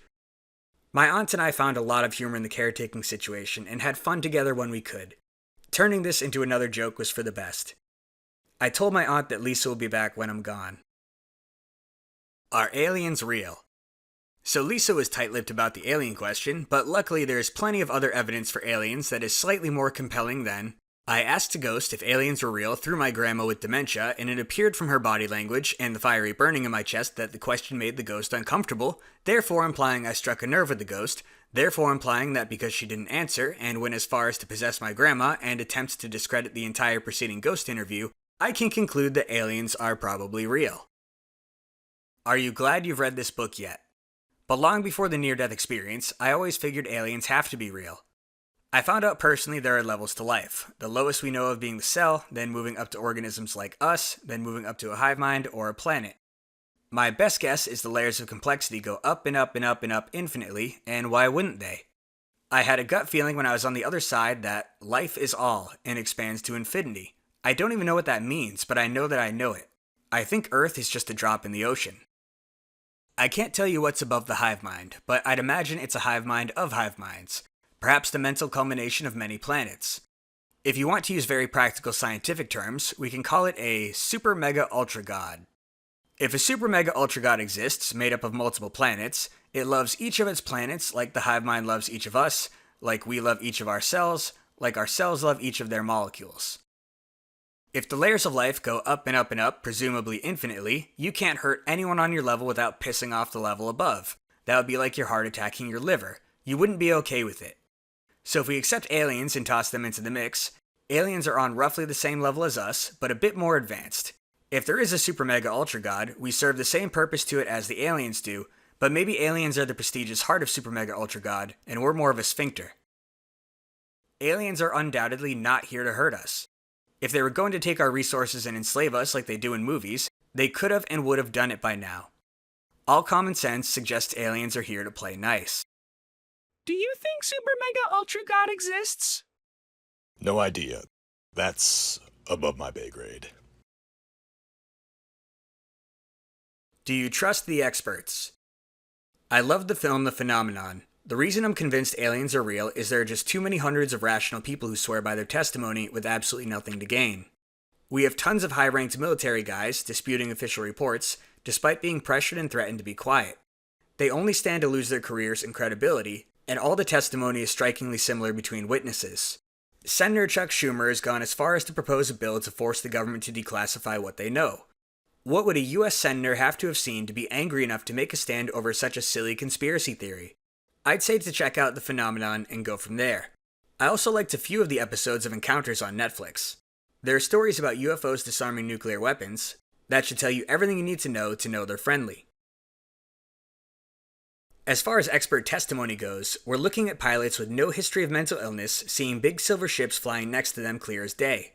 Sir, we have grays at 9 o'clock. Don't look. Maybe they'll go away. Pilots are hired for having elite vision and perception. Reliable observation and testimony at high speeds from vast distances is literally their job, and they are the best of the best. Officials claim the pilots were mistaken about seeing UFOs and instead saw heat distortions or coincidental reflections from their cockpits. Ridiculous. These pilots have thousands of hours of flight experience and know every weather phenomenon, every illusion, every type of debris, etc. They hire an individual as a pilot because beyond the composure and steel nerves it takes to perform under that stress, they have elite visual perception and rationality. They're not getting scared and crying wolf over a weather balloon or some shiny glass. They're the most reliable expert witnesses possible for identifying UFOs, and there are hundreds of them. Their expertise, the fact that they have nothing to gain and everything to lose from reporting UFOs, and bits of hard evidence like radar logs and videos, all line up to say we should believe them. I sure do. There have been sightings in dozens of countries around the world, with formal investigations launched by governments of the US, France, Brazil, Russia, the UK, Canada, and more. And those are just the investigations they've disclosed to the public. Believing in aliens is just as absurd as believing in Nessie or Bigfoot, right? Once again, if I'm crazy for writing a few chapters about imaginary aliens, each government spending millions of dollars and decades to investigate them makes them far crazier. Investigating them is the equivalent of the US government sending a search and recon mission for Bigfoot. There have been far too many investigations going on for far too long for all of this to be nonsense. The Ariel School UFO incident happened in 1994 in Zimbabwe. Check Wikipedia. A few kids claim to speak with an alien, and their interviews are great. This incident was thoroughly covered in The Phenomenon and Encounters. For some context, around 62 kids saw a UFO, and a handful saw an actual alien. The next day, they were interviewed by the government. Of the kids that spoke, they all had the same story. The only thing more ridiculous than aliens is that almost 62 kids, under 12 years old, all organized one day to make up the same lie, kept the details consistent, and carried the hoax for 30 years. There were a few kids who denied the story, or didn't see anything, but the majority were on the same page. For the ones who the alien spoke to, the kids described a feeling of dread and fear. They also felt the meaning of the words, but didn't hear words themselves. Well, when I was on the other side, everything was expressed through feelings, not words, in some type of weird universal language. And when my Aunt Lisa was glaring at me, I felt that same dread and fear through that nervous burning. Why is there remarkable consistency in the psychic communication between aliens and humans, and the psychic communication I experienced? Defense mechanisms. When the alien spoke telepathically to the children, the kids felt a sense of dread. But there was nothing dreadful about the messages. These aliens told the kids to avoid nuclear war and deadly technology, and to protect the planet. I don't think the aliens were sending a sense of dread intentionally. They were sending messages that were extremely consistent with the hive mind. These were all messages of love, or at worst, common sense. That feeling of dread was a natural defense mechanism built into the children. Maybe that nervous burning is our body's defense against external telepathic thoughts that aren't our own. Maybe that's what I was feeling when squabbling with Lisa. Looking back to my near-death experience, when I received messages from the other side, it was almost invasive. Ideas are a lot more powerful than speech. When someone tells you a story, you can consider the details and decide if you want to believe it or not. When I was in the afterlife, it made me believe certain things with no discussion or convincing necessary. It was as if I just believed them the moment they were sent to me. These beliefs were implanted. I personally believe in the 4 points of the meaning of life with everything I have. I couldn't be expected to have a rational discussion about them at this point. I should make it clear that I very distinctly consented to being changed into the person I am today with these beliefs. It asked if I would like to be changed, I said yes, and it did as we agreed. So in this case, invasive isn't the right word. What I'm getting at is the transformation was frighteningly powerful, to the point where I don't quite recognize myself or my thought patterns anymore. The ideas consensually imposed upon me from my dead grandfather and God are all well and good, and I'm forever grateful to have them. But what if an alien or other human could inject bad beliefs into you? What if another being could make you believe your purpose was to hurt someone or serve them? That's just frightening. Is that what's happening to schizophrenics who hear voices that tell them to hurt people or themselves? I don't know. But I believe we have a natural defense mechanism to feel pain when something imposes thoughts on us. If the defense mechanism exists, there's a reason it exists. Maybe in the past some humans had these abilities, and whether they knew it or not, they were using it to command and manipulate others. Maybe when you have a gut feeling someone is bad news, that's what that is. When I felt that burning in my chest, all I wanted to do was run away. If I could have seen that ghost, I'd have whacked it in the head with a frying pan. From a survival standpoint, sure it sucks that you feel a burning feeling, but if it prompts you to run or fight, that's a much better outcome than sitting there oblivious to being manipulated. It's like the pain of a sunburn. You feel your skin burning, you get out of the sun. The system works. This defense mechanism might not be resisting the psychic influence outright if you can still feel the message, but feeling pain creates a negative association in your mind and lets you know, these aren't my thoughts, something isn't right, I shouldn't listen to this. This is all just my wild guess, of course. There's no way to know where the defense mechanism came from. I guess we'll find out after we die. Intelligence trends towards peace. There are 2 reasons to be peaceful. If you're a moral person, you're peaceful because it benefits yourself and others mutually. But if you're not a moral person and don't care about how it benefits others, being peaceful is still a great way to help yourself. Full-blown sociopaths with no empathy tend to follow laws and cooperate in society peacefully because it's objectively a much easier way to live a better life versus being an outlaw. For the purposes of this chapter, peaceful doesn't have anything to do with morality or love. It just has to do with restraint from violent impulses for cold, calculated mutual gain. Intelligence is a double-edged sword for a community. Intelligence makes us more productive and mostly pushes creatures into communities to combine their intelligence for mutual gain. It also gives us defense against predators and the elements. But it also makes us more capable of violence against each other through technology, weapons, tactics, etc. To live in communities, creatures must evolve to become less violent, or these communities can't function. This is true now more than ever, when we have the technology for any member of the species to decimate dozens in minutes.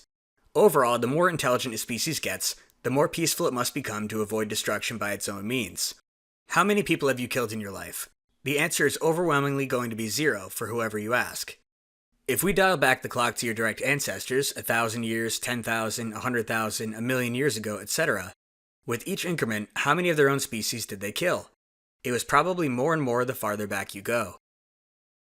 If you examine the data in a simple way and just say, how many humans alive today have never killed anyone, you're probably looking at 99.999%.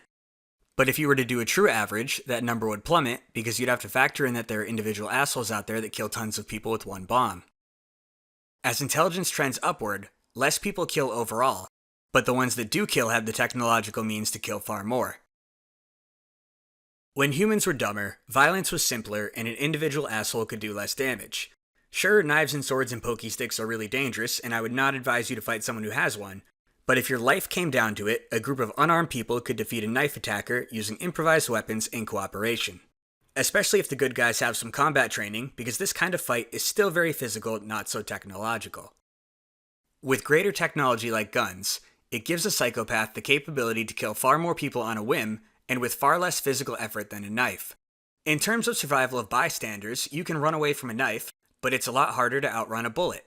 When humanity became intelligent enough to manufacture semi-automatic lethal weapons, it gave any individual the power to kill dozens on a whim. It's so easy to do. We regularly see children killing other people or themselves with guns. This species self-destruction was just much less achievable with more primitive weapons. What I'm getting at is that if aliens exist and they have technology that can take them to Earth from light years away, the average alien has much deadlier technology than we do. Each alien has the intellectual capacity to do some serious damage to its own species. Whatever we can do with a gun must pale in comparison to what one little gray man can do with a ship, or anything he can build that's more complex than a gun. For them to have made it this far with such violent technological potential, they've probably evolved to become extremely peaceful to compensate. My assumption is that they're all loving and they care about each other, but it doesn't even have to be that. The argument that intelligence trends towards peace would hold up even if they were all sociopaths. They may have simply evolved full logical control over their emotions, or even if they don't love each other, they're logical enough to never escalate to violence because of the incredible mutual assured destruction it would bring. The more intelligent a species becomes, the more peaceful it must become to avoid using the resulting technology for destruction and death. I believe we are going to follow the aliens' evolutionary path. The world is at a turning point where the technology we have can save us or destroy us. The choices we make in regards to energy sources, the climate, weaponry, and AI will determine if we live or die. We can pretty easily infer from the alien ships that they made the right choices in terms of energy. They appear to have zero emissions or environmental impact. If they were smart enough to do that, they must have already overcome the double-edged sword of technology that we're cutting ourselves with right now. We'll either follow in their footsteps and grow to cooperate and be peaceful, or we'll die by our own selfishness and stupidity. We all turn into crabs eventually. OMG, they totally stole our look. It looks better on us. Carcinization is an eye-opening evolutionary process. Go check it out on Wikipedia right now. There are 5 separate groups of animals that are alive today that evolved into crab shapes, despite having no common genetic background amongst each other that was a crab shape. They all just kind of turned into crabs by themselves. The operating theory is that when you're a small creature living at the bottom of the ocean, evolving into the shape of a crab is a really good way to survive, so a lot of organisms do it through accidental evolution. It seems like an impossible coincidence, but it's happened 5 times that we know of, and it's 100% proven with DNA. How does this apply to humans and aliens? Many people are skeptical of aliens and say that it's ridiculous that they would be nearly equivalent to us in shape and size. Many scientists suggest alien life would be completely foreign and weird to us. Maybe they'd be made of goo, or their bodies would be 5,000 degrees, or they'd be the size of Mars. Hello, Earth. I'm Mr. Toasty, the very warm giant goo alien. I've come to say hello. Would you like a hug? It would seem astronomically unlikely that aliens on the other side of the universe would evolve to look almost exactly like us. But if we look at crabification, I prefer my term to the stupid scientific one, perhaps evolution across the universe crabifies the most intelligent form of life on any planet into a roughly human-shaped thing. It makes me wonder if when I saw God, it wasn't just a representation of humans, but perhaps all planets' dominant intelligent life at the organism scale. Creepy. But if it's true, at least we can make friends. So, I'm having fun. You don't have, like, pinchers down there, do you?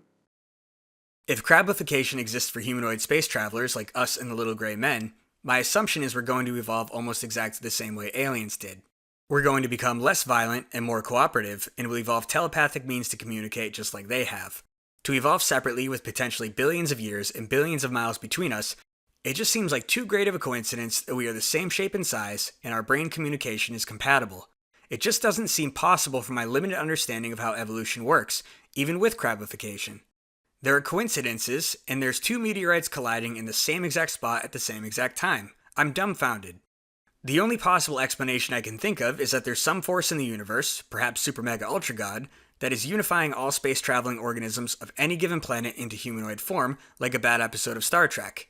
It just makes more sense than random chance.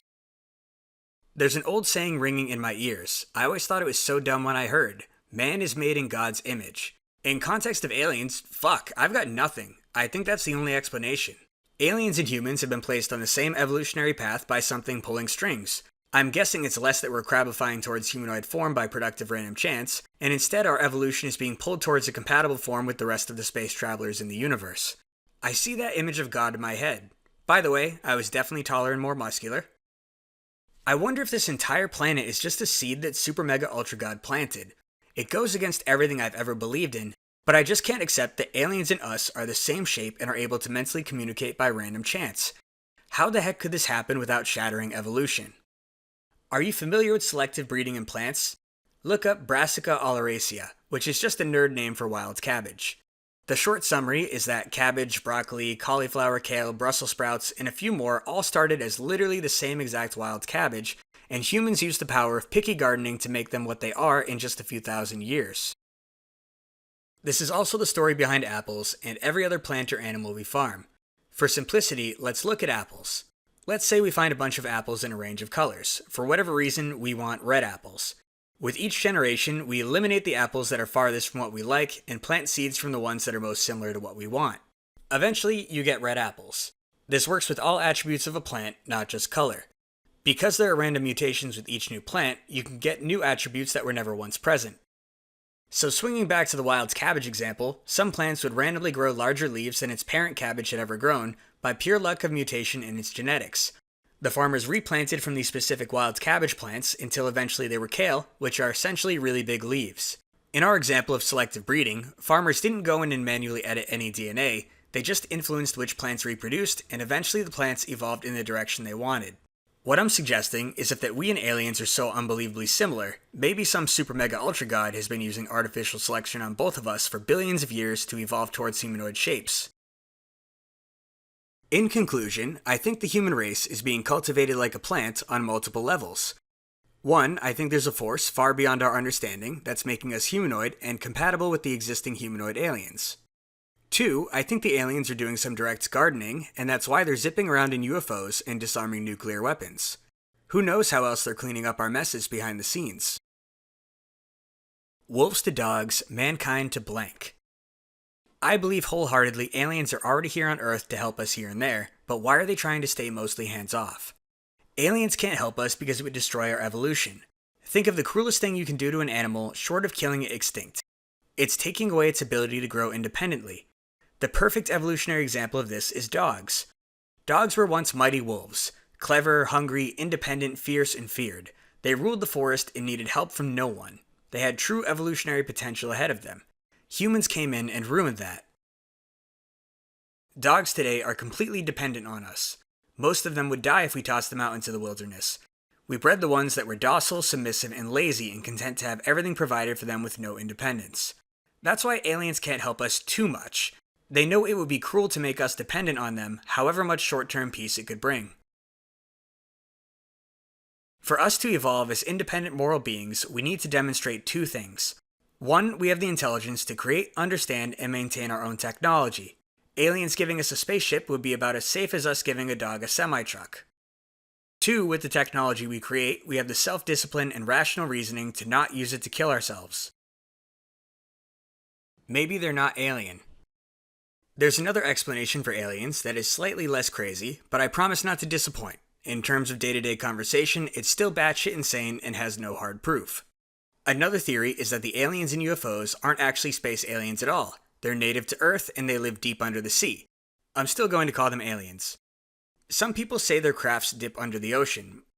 What concepts might suggest these gray dudes are actually from Earth? In the CIA paper, there's an interesting section we previously looked at that tries to explain how our minds communicate with the universe. The highlight says, consequently, the gateway process is designed to rather rapidly induce a state of profound calm within the nervous system and to significantly lower blood pressure to cause the circulatory system, skeleton, and all other physical organ systems to begin vibrating coherently at approximately 7 to 7.5 cycles per second. The resulting resonance sets up a regular repetitive sound wave which propagates in consonance with the electrostatic field of Earth. It says that our brains and bodies resonate around 7 Hz, and the Earth's ionosphere resonates around 7 Hz. The Earth was here before humans were, and it has always resonated around that frequency. This means, in order for us to resonate with it, we had to evolve to match it, not the other way around. We evolved to adapt to whatever our environment is, the same way fish evolved to live in salt water and plants evolved to take energy from the sun. If aliens are from this planet, perhaps they've also evolved to resonate with the Earth like we have, benefiting both of us by enabling long-range subconscious communication. And because both of us resonate at the same frequency within the same system, our brains have been involuntarily interacting for millions of years. If aliens were also from Earth, it would conveniently explain a lot of other similarities and compatibilities too. We are roughly the same size because we share a planet with the same gravity. It would help explain why there's never once been a mention of bacteria or viruses being problematic between humans and aliens in all of our encounters. We're already both exposed to and somewhat immune to the same pathogen types. And maybe we both came out to be the same shape and share a ton of other characteristics because our evolution somehow became entangled through that constant involuntary subconscious telepathic connection. Maybe simply seeing each other's forms in our dreams influenced what we considered normal, influencing both of us to choose mates that looked more similar to each other. Aliens living underground makes even more sense because it would easily explain why they don't want us to nuke the planet. They live on the planet. It would explain why they study us. It would be less because they're curious, and more because they need to know what they're dealing with. It would explain why they're so secretive and don't want us to know they exist, because they understand and fear our violent nature. If humans had confirmation a super advanced species lived under the Earth's core, every government in the world, especially America's, would be frantically developing subterranean drill nukes to take them out. Come on now, we need to take those slimy red, green communists out. We are just that fucking awful. The second we knew, we'd be developing plans to dig in, conquer and kill them, and take their technology. The average person would be against preemptive violence, but every government leader would blast us with propaganda until we agreed. The government would spin the same tired narrative they do with every war that we have to kill them before they kill us. They'd carry out false flag events, and it would be even easier to dehumanize an enemy that's not human. If I could defect against humanity and go join the peaceful, weird-looking ground aliens, I'd do it in a heartbeat. If aliens live here on Earth, that does create a hell of a problem for us. It means we pose a threat to them with our reckless and destructive ways, mostly in terms of how we're damaging and poisoning the environment through industry and war, never mind whatever unpredictable, unhinged shit we'd do if we learned they were here. It would give them valid reasons and rights to defend themselves from our actions. All I can say is I hope they're from outer space, because if they're from here, our continued exploration of the planet makes confrontation inevitable. They can't let themselves go extinct because we have no control over our violent and reckless impulses. I still believe they must be kind, loving, and peaceful, and I hope if they confront us, they would take the diplomatic approach. I'd imagine one conversation would clear things up and get us to radically change our destructive ways. Let's hope they're from outer space, and let's hope it never comes down to a conflict between us and them. If they decide against diplomacy, we'll most certainly lose. Is the Earth flat? No, but I wanted to give Javadoodles an excuse to draw another funny picture. The importance of honesty. Coming back from outer space and the deep ocean, you might feel slightly insignificant. But every creature on every scale of life is just as important as the next, and there's always something greater. From where you stand as a human, what can you do to help the most right now? In my near-death experience, it felt there was a unique emphasis around Rule 4, be honest. Dishonesty is destroying the world right now. We are conditioned to trust no one because of the media, the government, advertisements, terms and conditions, fine print, the way we do business, the way we date, and all of our interactions with everyone everywhere. The way we behave today would have been culturally condemned many years ago. There's no trust or honor among humanity. If you are lucky, you trust your partner, a few family members, and a few friends. You can't do business on a handshake because dishonesty is gamified in our culture. A great amount of our time and money is expended enforcing contracts in business or bypassing contracts legally through loopholes. There is no trust by design. It's simply understood in America that it is good practice to squeeze everyone for as much as legally possible. And it's ethically okay because everyone is doing it. Our culture of gamified dishonesty is preventing true human cooperation and mutual interests. My favorite example of dishonesty you might not think about is self-delusion. People destroy themselves when they believe their own lies. Dishonesty justifies bad behavior. Well, I'm just better than everyone else. I wasn't wrong. They were out to get me. Well, they did something even worse, so it's fine. At the time of my judgment, I was made to be 100% honest with myself, and I was able to improve myself in many ways. It helped me release unhealthy parts of my ego. Sometimes we can't be everything we want to be in life, and that's okay. I won't continue to lecture, but you need to make an effort to be 100% honest with yourself, and at least try to be more honest with others in all reasonable ways you can. There's a great quote by Fyodor Dostoevsky that I ran into by chance just before publishing this book. I owe him the respect of dropping his quote here. Above all, do not lie to yourself. A man who lies to himself and listens to his own lie comes to a point where he does not discern any truth either in himself or anywhere around him, and thus falls into disrespect towards himself and others. Not respecting anyone, he ceases to love, and having no love, he gives himself up to passions and coarse pleasures in order to occupy and amuse himself, and in his vices reaches complete bestiality, and it all comes from lying continually to others and himself. A man who lies to himself is often the first to take offense. It sometimes feels very good to take offense, doesn't it? And surely he knows that no one has offended him, and that he himself has invented the offense and told lies just for the beauty of it, that he has exaggerated for the sake of effect, that he has picked up on a word and made a mountain of a pea. He knows all of that, and still he is the first to take offense. He likes feeling offended, it gives him great pleasure, and thus he reaches the point of real hostility. I could have saved myself a lot of trouble if I ever read a book in my life, huh? You got here. That's what matters. The game of truth. I have some friends and family that have known me for years, and they know I do not lie to them. I am truthful and always act in their best interests. I mean, maybe I lied about having the flu and really I was embarrassed about being hungover, but I don't lie to them about anything serious, and I don't hurt them with lies. I am still guilty of lying in weakness and embarrassment, but overall my honesty track record where it mattered is up there with the best of them. I'm so sorry guys, I must have the flu, I can't make it in today. Years of disciplined honesty have had an amazing reward. I've told people my crazy story about the hive mind, and a good amount of them have believed every word and felt closer to me after our conversation. I never would have expected it. I could cry thinking about each phone call where I called someone who really mattered to me, and I expected the worst response. I was so shocked and grateful when they actually believed me. It hurt to have these experiences and just have to bury them. I felt unbelievably lucky there were people I could talk to. This book is absolutely crazy, but I spent my whole life gaining the trust of certain people, and the payoff was that when in that one moment I needed them to listen and trust me in defiance of all logic, they actually did. I've also made the mistake of telling people I don't know well about this, and they predictably all think I need to be committed to a mental institution. I just found it funny that I told the same story with the same details to two groups of people, and there was such a bias in how someone trusted me or not, it completely changed their impression of the same story. When someone trusts you, they experience your experience through you as if it happened to them. The hive mind has created a game of truth. To recap, I've had a dozen interactions with the hive mind since my near-death experience. It proved itself to me clear as day, but it didn't give me any proof I could take back to you. From all I've gathered, it has created a game for us to play, and the rules are as follows. We can only properly interpret the hive mind signals if we are being completely honest with ourselves about what we are seeing and experiencing. The hive mind will prove itself to some of us, but won't give us any tangible evidence we can bring to others. We are imperfect, so each of us can only understand small pieces of the puzzle. We need everyone with all types of experience to understand all of what it has to tell us. The only way to corroborate stories about the hive mind is to compare each other's individual experiences. The only way we can compare reliably is if all of our stories about it are 100% honest. One lie from a person we trust can make the puzzle unsolvable, and we have to start from scratch.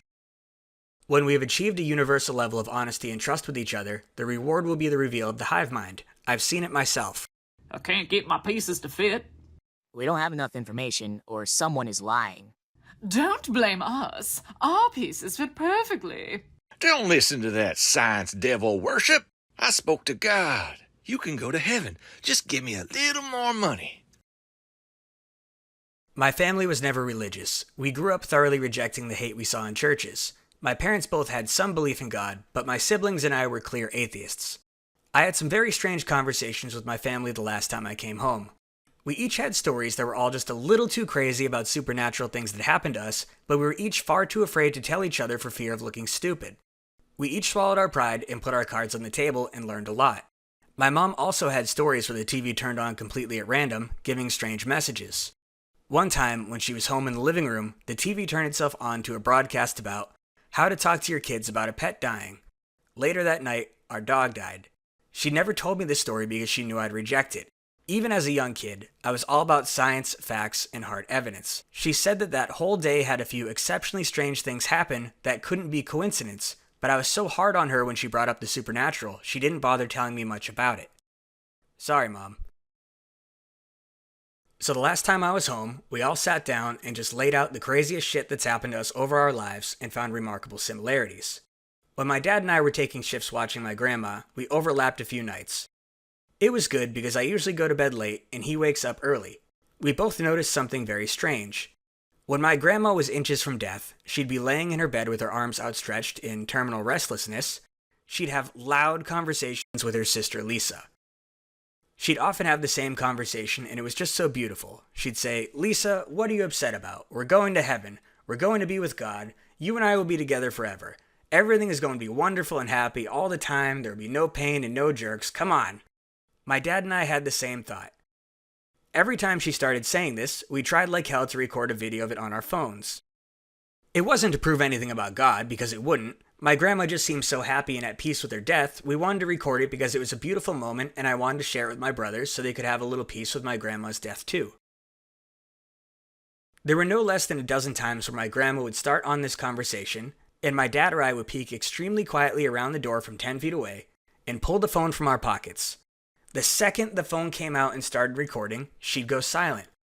We would both sit there recording, 5, sometimes 10 minutes, nothing. Then the moment we stopped and put the phone back in our pockets, she would continue again at full volume. 2 or 3 times is a coincidence. My dad and I experienced this independently too many times to count, and 2 or 3 times when we were together. My grandma's eyes were closed, we were 90 degrees off to the side. There's no way she could see us or hear us. The timing of my grandma avoiding the recordings was so specific, it humbled both of us. It felt like something was watching us and wanted to let us know we were not allowed to record that, no matter how sneaky we tried to be. It felt like we were being toyed with. We looked at each other and tried to decide if we should be inspired or terrified. Nothing makes you feel small and insignificant quite like acknowledging the impossible. It felt like we were being outsmarted, and it felt like it was sending a message to us to step back. We could listen in, but those conversations were not to be shared with the world. Like I did with my mom, my dad and I put our cards on the table. We told every damn hive mind, God, supernatural, whatever story. He had some better stories than mine, but even if this book is anonymous, his stories aren't mine to tell here. It was funny because one day my aunt told us that she was frustrated because she was trying to record my grandma speaking to Lisa. It was the same heartfelt conversation about heaven, and it was just so beautiful she wanted to have it forever to remember her mom. My aunt was laughing when she told us her story. She said she felt like a dope because every time she tried to record it, she mistimed it. She said she tried so many times on multiple days and failed every single time. I probably should have put all my cards on the table for her, but again, it's a lot to get into.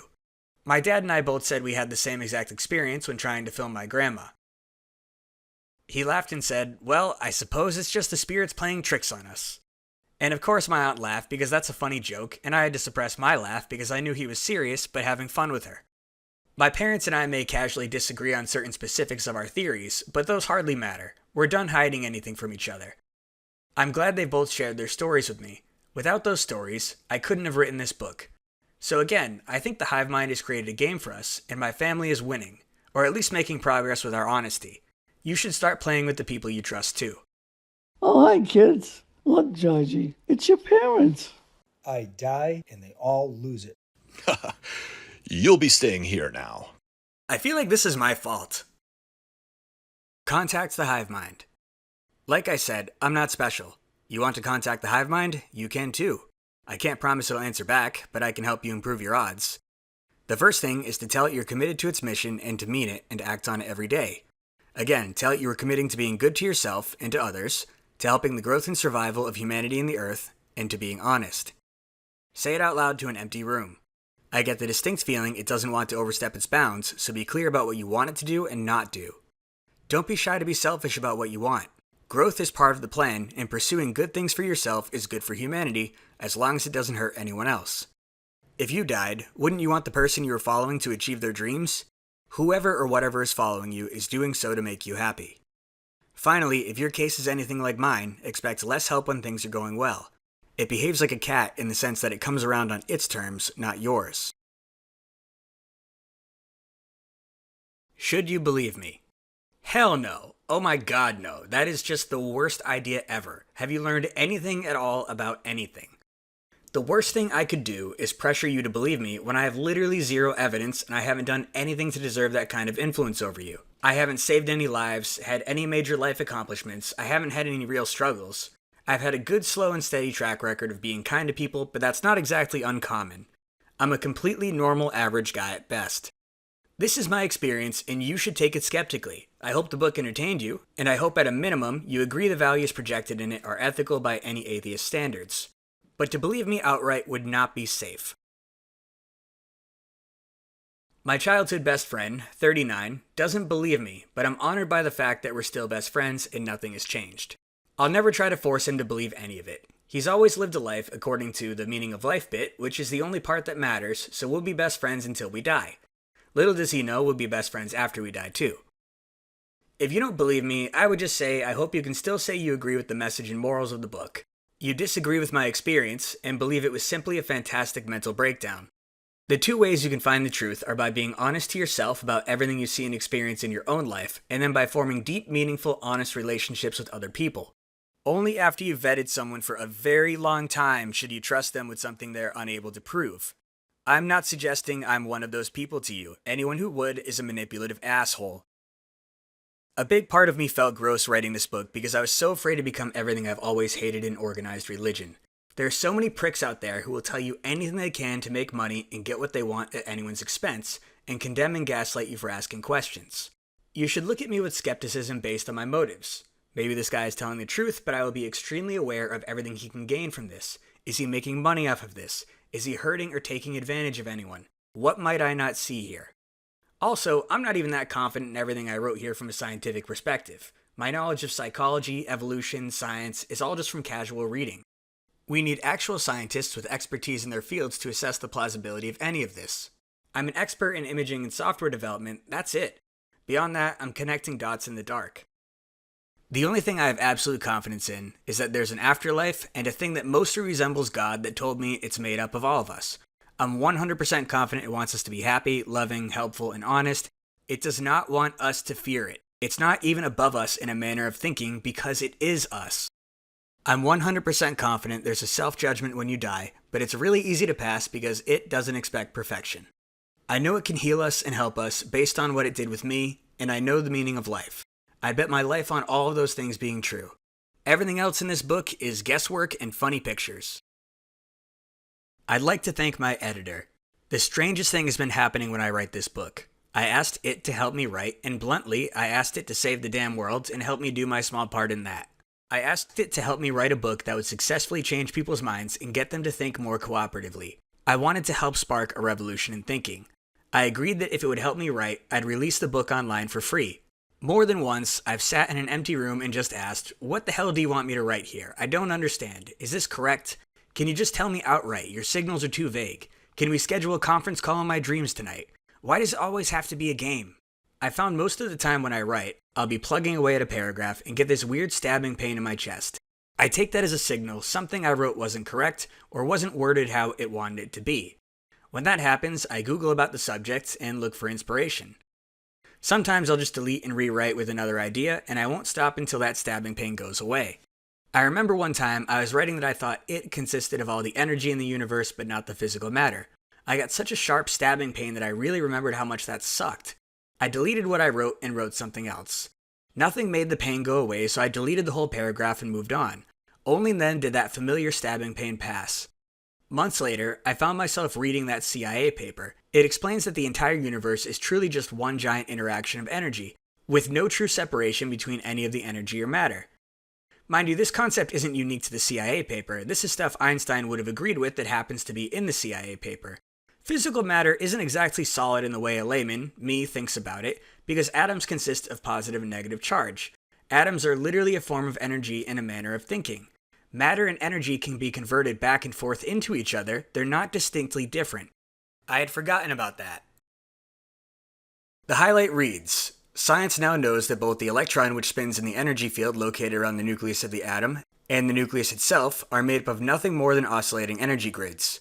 Solid matter, in the strict construction of the term, simply does not exist. The point to be made is that the entire human being, brain, consciousness, and all is, like the universe which surrounds him, nothing more or less than an extraordinarily complex system of energy fields." It turns out when I was getting those stabbing pains, I was writing some very wrong information about basic physics a 5th grader would know. I'm glad I got those pokes throughout the writing process.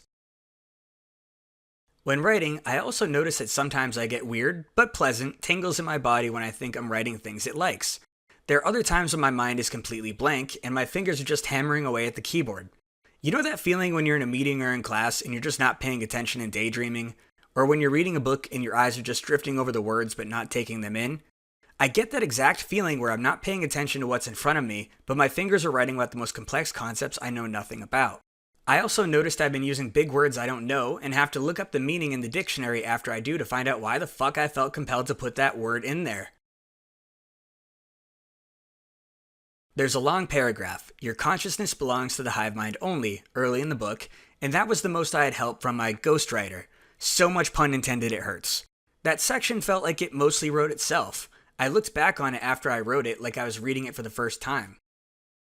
I draw a parallel to when my grandma was getting puppeted by Lisa. Maybe when I was writing, some dead physicist took the wheel. I guess I could have also developed a split personality, but I prefer the ghostly explanation. I can't tell you why I was so motivated and compelled to write this book like a madman. For most of my life, I do the bare minimum. I am so lazy. I do what it takes to pay the rent and just get by. It takes me months to get to any important thing on my to-do list. For this book, it hasn't been uncommon for me to write and draw 10 hours a day. It's like a voice telling me if I can just get this done, everything is going to be okay. We're all going to be okay. This is all I need to do. I just need to get it done, and everything is going to be okay. I'm so sick of love. In my story, where the TV turned itself on to play part of a song, I shut off the TV immediately. But later that night, I finished the episode. At the end of the episode, the song came up again. Okay, dude, you woke me up at 6:30 a.m. with this song. There had better be something good to it. As a character was singing, I remember leaning into my TV in extreme suspense, wondering if there was some special message coming I should be aware of. The song went on and on and on until finally the woman on screen sang, "The greatest thing you'll ever learn is just to love and be loved in return." I smiled and rolled my eyes like it just nailed me with a good prank. It felt like a genuine message, but also felt like it was teasing me. I've never been so good at the romantic love thing. I've tried plenty of times, but it never worked out. I've been avoiding getting sentimental in this book because it's just not my personality. But to be clear and fair to the hive mind, every single interaction I've had with it from the first time has screamed, "The greatest thing you'll ever learn is just to love and be loved in return." If I was being a little bit less stubborn and more honest with the messages I was receiving from the hive mind all along, each page would be dripping with hearts and roses. I remember a conversation with my grandma. I can't remember if it was before or after the whole ghost incident, but she was talking about sins. Her voice changed again, and it wasn't her speaking. It decided to play therapist. It was clear this message wasn't a broad statement about humanity, it was laser pointed at me. She told me that I have to be careful of pride. Pride in the delusional stubborn sense, by the way, not the just being proud of yourself sense. This kind of pride causes a lot of problems in our lives. Every night when I lie awake, I think about certain friends, former romantic interests, and other people I was once close to. I told you the truth when I said that I made up with some core friends and family immediately following the first meeting with the hive mind. It was easy to repair the relationships where we had known each other for a very long time, and it was easy to smooth over family relationships because my dead grandpa all but commanded it. But there are other friendships I've lost that have been my fault that I never reached back out to. My grandma told me in not so many words that pride was standing in the way of my happiness, and again, it felt like the message wasn't from her. By the way, my grandma doesn't know I'm a stubborn prick with a hot temper. I always bring my best face to her. She's always thought I was perfect in every way because that's always what I've wanted her to see. She has no reason to lecture me about pride problems she didn't know I had. On late nights like tonight, I think about lost friends, lost from my own pride. I think, I can fix this friendship and I'd love to have them in my life again. All I have to do is send one text.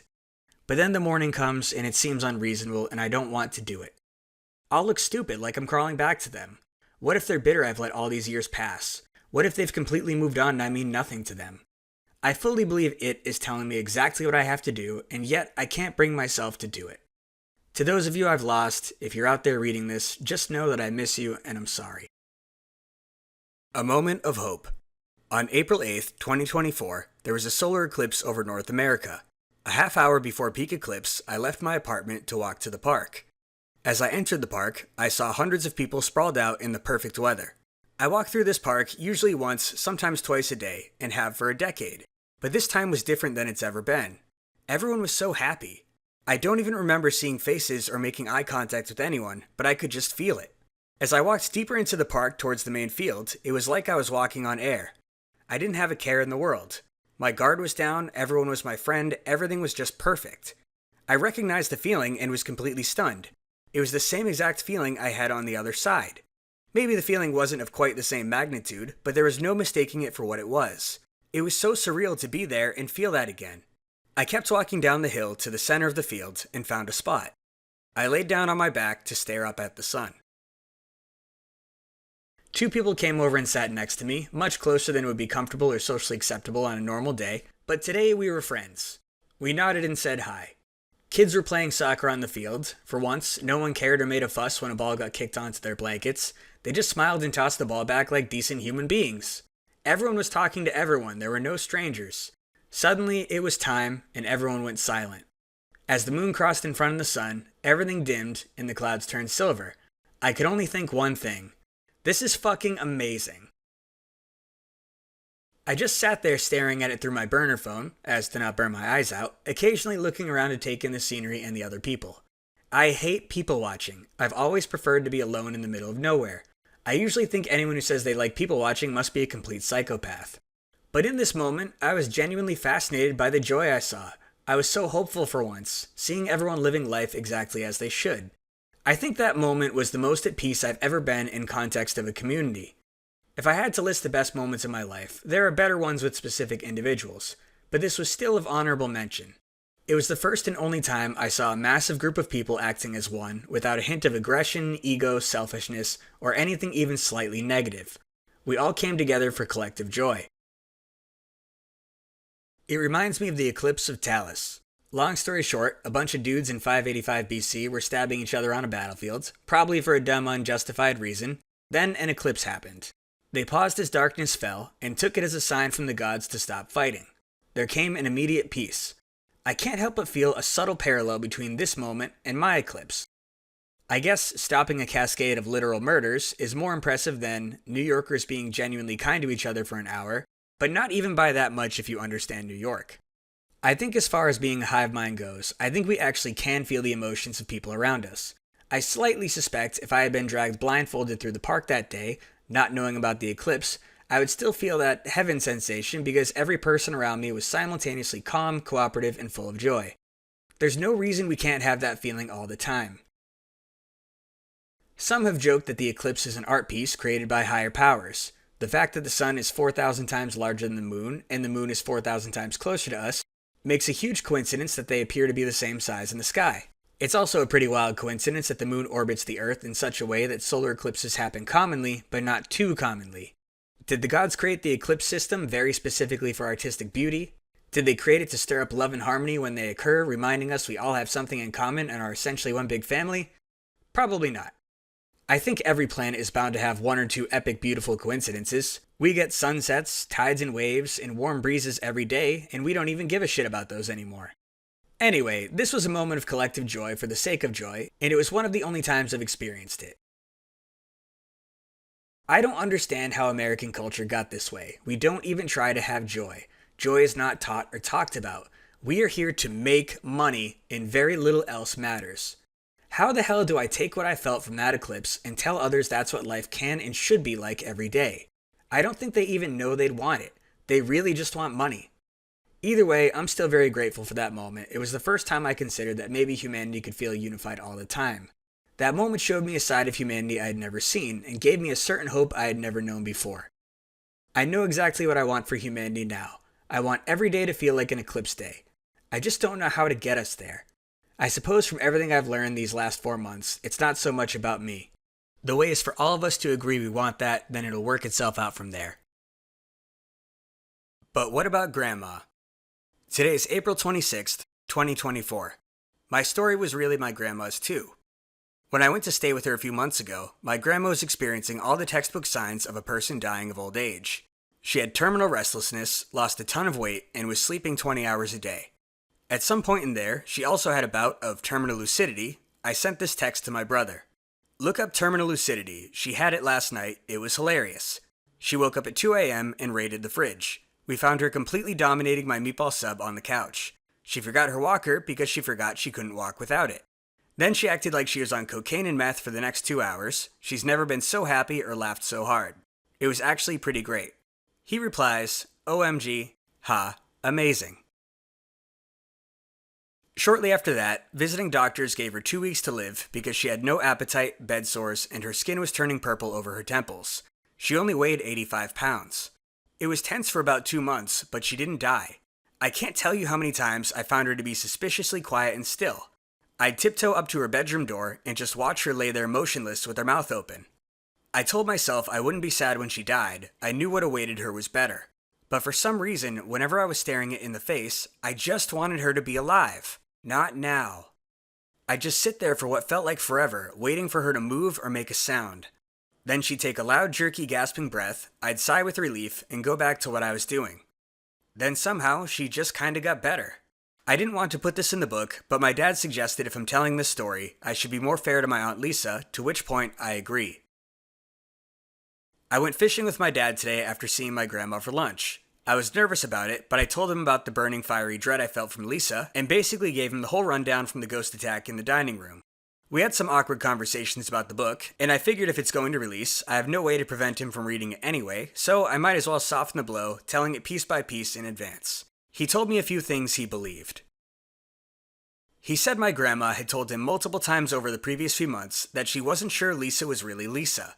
She said something about her just didn't feel right. I didn't know this before today, and of course before writing anything in the book you've just read on Lisa. He said in not so many words that regardless of what happened, fact or fiction, hallucination or real ghost, I should be fair to who Lisa was as a person. Lisa loved everyone. He never saw her express a bad thought towards anyone. She was timid, and you couldn't even get her to badmouth a person. She had no anger, and he said, all I'm saying is if there was a ghost, and it hurt you in any way, there's no way it would have been your great Aunt Lisa. He said it was pointless to speculate, but he said he loved his Aunt Lisa so much, and she would have loved me, so that if I was feeling dread and burning in the kitchen, he was far more likely to believe my grandma's assumption that it was literally some random evil spirit pretending to be Lisa, and not actually her. I think that crossed a threshold where the conversation and guesswork was too crazy even for me. I'm not saying that's not the case, I'm just saying at this point it's pointless to speculate.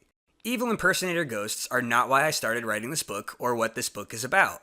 We talked about how we never expected my grandma to get better, but she did. He said that my grandma had told Lisa that she wanted to live and told her firmly to go away. He said around the same time Lisa left, my grandma's health turned around. And no, I'm not implying a ghost can keep a person sick, but all these details are part of the story, so here it is in the book. Earlier today, before this conversation with my dad, I had asked my grandma why she asked Lisa to leave. She said it's because Lisa was there for herself, because she was lonely, and not for my grandmother's benefit. My grandma wanted to live, and that was that. I had asked my grandma to draw a picture of Lisa for the book, and she seemed uncomfortable and changed the subject. It was clear she wasn't fond of Lisa the same way she was the last time I saw her. I'm not about to try to become a damn ghost detective. All I can say is I certainly got bad vibes from Lisa. I didn't want to admit it, but I came to despise that presence and felt extremely territorial over my grandma when Lisa was around, and I didn't know why. The thought that it wasn't actually my aunt is exceptionally disturbing in some ways. I don't like the idea of an evil impersonator spirit trying to murder my grandma, but it would be slightly comforting in the way that my gut assumption was right and I was justified to tell whatever spirit was causing that burning in my chest to fuck off. I've gone too far down the rabbit hole of nonsense and need to pull myself out. I don't feel proud writing this specific section of the book, but my honesty policy has got me by the balls. This is the whole story. I'm aware this tilts me over from the fun side of crazy to the paranoid side of crazy, and I don't like that one bit. I have nothing more to say on the subject of evil grandma killing spirits. Do with it what you will. A few weeks ago, after she started to get better, we moved my grandma into assisted living, where she has her own little apartment with a wonderful staff. It's not a hospice facility, it's a step before that. They play games, watch movies, and have fun all day. The color returned to her face, and while she's still using a walker and a wheelchair for safety, she walked arm in arm with me all the way from the dining hall to her room so she could prove to me how strong she was. She's made friends. It felt like move-in day at a college dorm, except the dorm is really old and decrepit with maybe one full set of teeth among all of them. She's as happy as I've ever seen her, surrounded by new friends, and I hope she has plenty of good years ahead of her. I didn't expect her to live long enough to read the book, maybe now she will. Although, I'll definitely make a copy for her with the Lisa chapters cut out. Today I showed her illustrations of us in the book, and she loved them. My dad took this picture. The framing is terrible, but good enough. I started to unravel the book to my mom too. She was surprisingly cool with it. The whole damn experience felt a lot like what I imagined it would be to come out of the closet. But instead of a gay closet, it's a kind of spooky, weird, mentally unhinged ghost closet. Again, in an effort to tell the whole story, there's one last piece. I was in a bad place and very angry the last time I saw my mom around Christmas. This was just before the first meeting with the hive mind. It was mostly because I was in intolerable pain. I never said it, but it was pretty clear to her I didn't want to be here anymore. I had too many friends and family take opioids and die from them over my life. One of my best friends in college had spine surgery and was prescribed OxyContin. One thing led to another, he got addicted to opioids, he overdosed and died. The injury I had was excruciating, but I told myself I'd rather die than take that shit, both because it could get me addicted and kill me, and because I'd rather die than pay a single penny to the scumbags responsible for the opioid crisis. But the pain I was in was hardly survivable. She told me she prayed to God, her parents, my grandfather on my dad's side, and her brother to help me. She said she called the cavalry of every dead soul she knew because she didn't know what else to do. Apparently my grandfather on my dad's side stood at the ready. Thanks, Mom. Anyway, all good things must come to an end, except my grandma who will outlive us all. Let's wrap this up. Where am I going now? I'm satisfied with what I know about the other side. It's time to go back to my life and stop chasing ghosts. I saw a great film the other day called Spaceman. Because I used a shot from this film as inspiration for the cover, I decided to pay respect to it here. In Spaceman, Adam Sandler, my favorite actor growing up, goes to discover great scientific mysteries at the expense of his personal life. He leaves his wife and unborn child behind. He ends up meeting the universe. Funny enough, in this shot, the universe looks almost identical in the movie to what I saw as the universe/God/it in my near-death experience, and they both function exactly the same. When I saw this shot, my jaw hit the floor and I sent a picture to Javadoodles. This one shot feels more like the it I saw than I was able to draw myself. In my experience, it didn't have color like the purple you see in the film, but their art team somehow captured the shape and volume and essence of it much better than I did. So I've adopted that pink and purple. Adam Sandler, our metaphor for humanity, learns at the end of his journey that he made the wrong move. He pursued science and greatness when the main thing that matters in life is family and love. There are a lot of parallels to this book. It's nice that I know what I know now after a few months of reading and writing, but ultimately the knowledge beyond is not my problem. I have no more serious questions, just a little fun curiosity I can take casually. I enjoyed meeting it and would love to again, but if it just wanted to brush the dirt off of me and send me back on my path, I'm good with that. There's nothing for me on the other side. I see no need to try to learn more. I'm pulling my head out of my ass. My job now is to live my life as a human well, and help the world however I can. My job can't be summarized as serving God, though. That goal is often misinterpreted and can lead to things like the Crusades. From the beginning, I was told it is a combination of all of us. That was the first belief it implanted in me. My job is to use my best judgment to serve the best interests of all of humanity, which is the same thing as serving God, but with no risk of misinterpreting messages. Serving humanity is the perfect focus point because it allows people of all religions and atheists to find easily agreeable goals. If you want to know what it would say to you or think of you, it's pretty easy to infer. I go back to the example in the first chapter with the white blood cell. In this scene, our little white blood cell is having a rough day.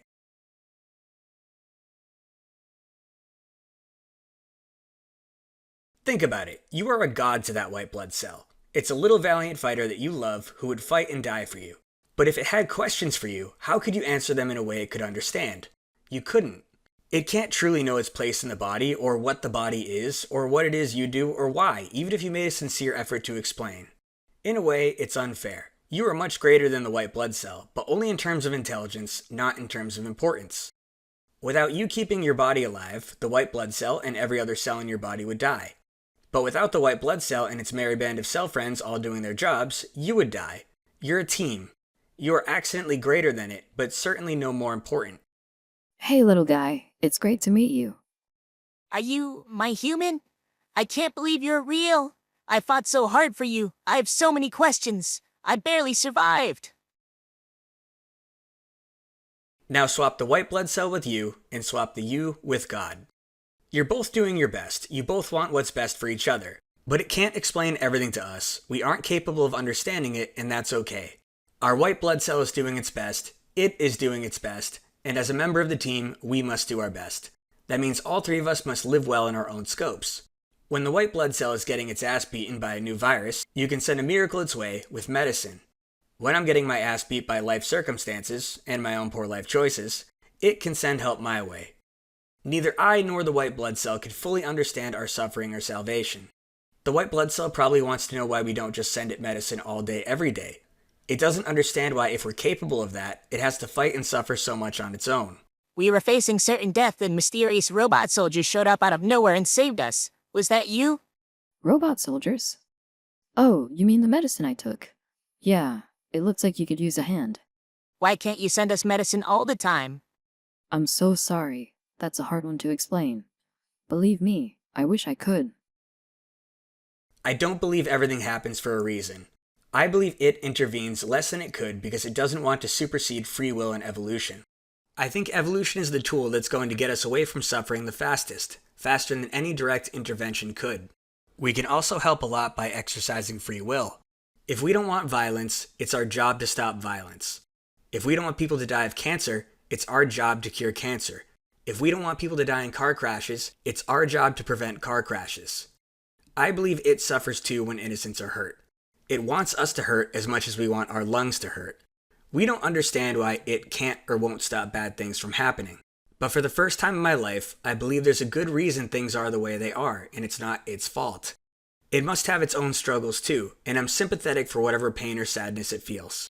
I wish I could help it the way it helps me. I don't understand the whole picture, but for the first time in my life, not only do I believe it exists, but I trust it.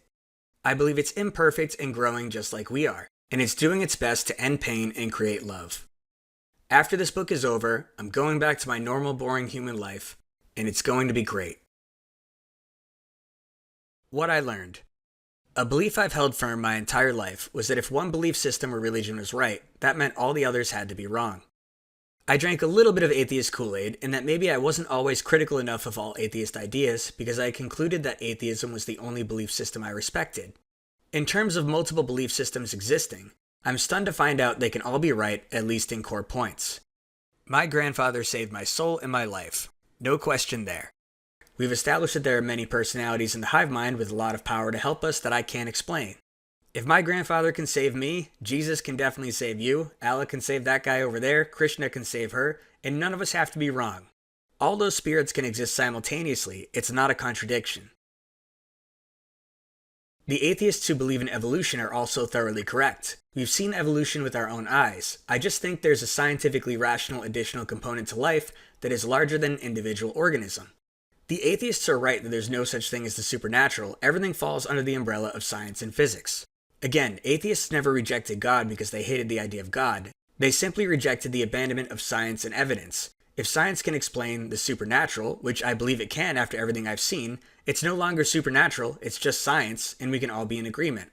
Hell, even the alien conspiracy theorists can be right. To be fair, they always had way more photographic and testimonial evidence than religious people did, so I always felt it was unfair we called them crazy and gave religion a free pass. Maybe the lesson is we should be more open-minded moving forward. All of life in the entire universe is thoroughly connected and harmonious, and there's a lot more forms of life than we think. When considering having or lacking religious beliefs, we've all been too close-minded to see that each of us has a good reason to believe what we believe. We've made assumptions that put constraints on the question that didn't have to be there. What I know to be true and what you know to be true may seem to contradict at first, but if we had just dug deeper and respected each other, we would have found that isn't the case. We could both be right. God creating man in its own image may not be in contrast to evolution if you consider evolution as a tool to grow us. Aliens could be our brothers. Heaven exists, as does reincarnation, as does the option to be a complete nihilist and cease to move forward after you die. There's a meaning of life from the perspective of joining humanity, but also the free will to reject it and go your own way. Life is an infinitely complex spiral upward and downward from atoms to cells to organisms to planets to galaxies, and the most certain truth is that all progress on all scales of life inevitably moves towards love and cooperation as one universe-sized living being. The only beliefs I know to be truly wrong are those that promote hate and violence. We are not the only intelligent life in the universe, and we are not the most intelligent. Other life has already discovered the inevitable only path of progress towards intelligence, love, cooperation, and nonviolence. You are inevitably connected to all of humanity, and the consequences of your actions don't end after your death. A lot of us don't care if the planet burns up 100 years from now, because we'll all be dead by then. But if humanity goes extinct, and it is a combination of all of humanity, your human afterlife dies with the extinction of humanity. If you want to live forever, you'd better ensure humanity does. Your best bet is to strive for a planet where everyone has fair access to housing, food, healthcare, and freedom, and to stop the wars. Karma is being born into the next life you deserve based on how well or poorly you lived this one. I can't help but feel the term karma, coming from the same religion that coined reincarnation, wasn't a coincidence. They were probably onto something. You'd hate to be reborn into a life of poverty and suffering if you could have eliminated poverty and suffering by helping out now. At the end of everything, I ask one last time, am I crazy? I still don't know. But if everyone else had the same mental breakdown I did, the world would be a better place. Love yourself, love others, contribute to the growth and survival of humanity and the planet. Be honest.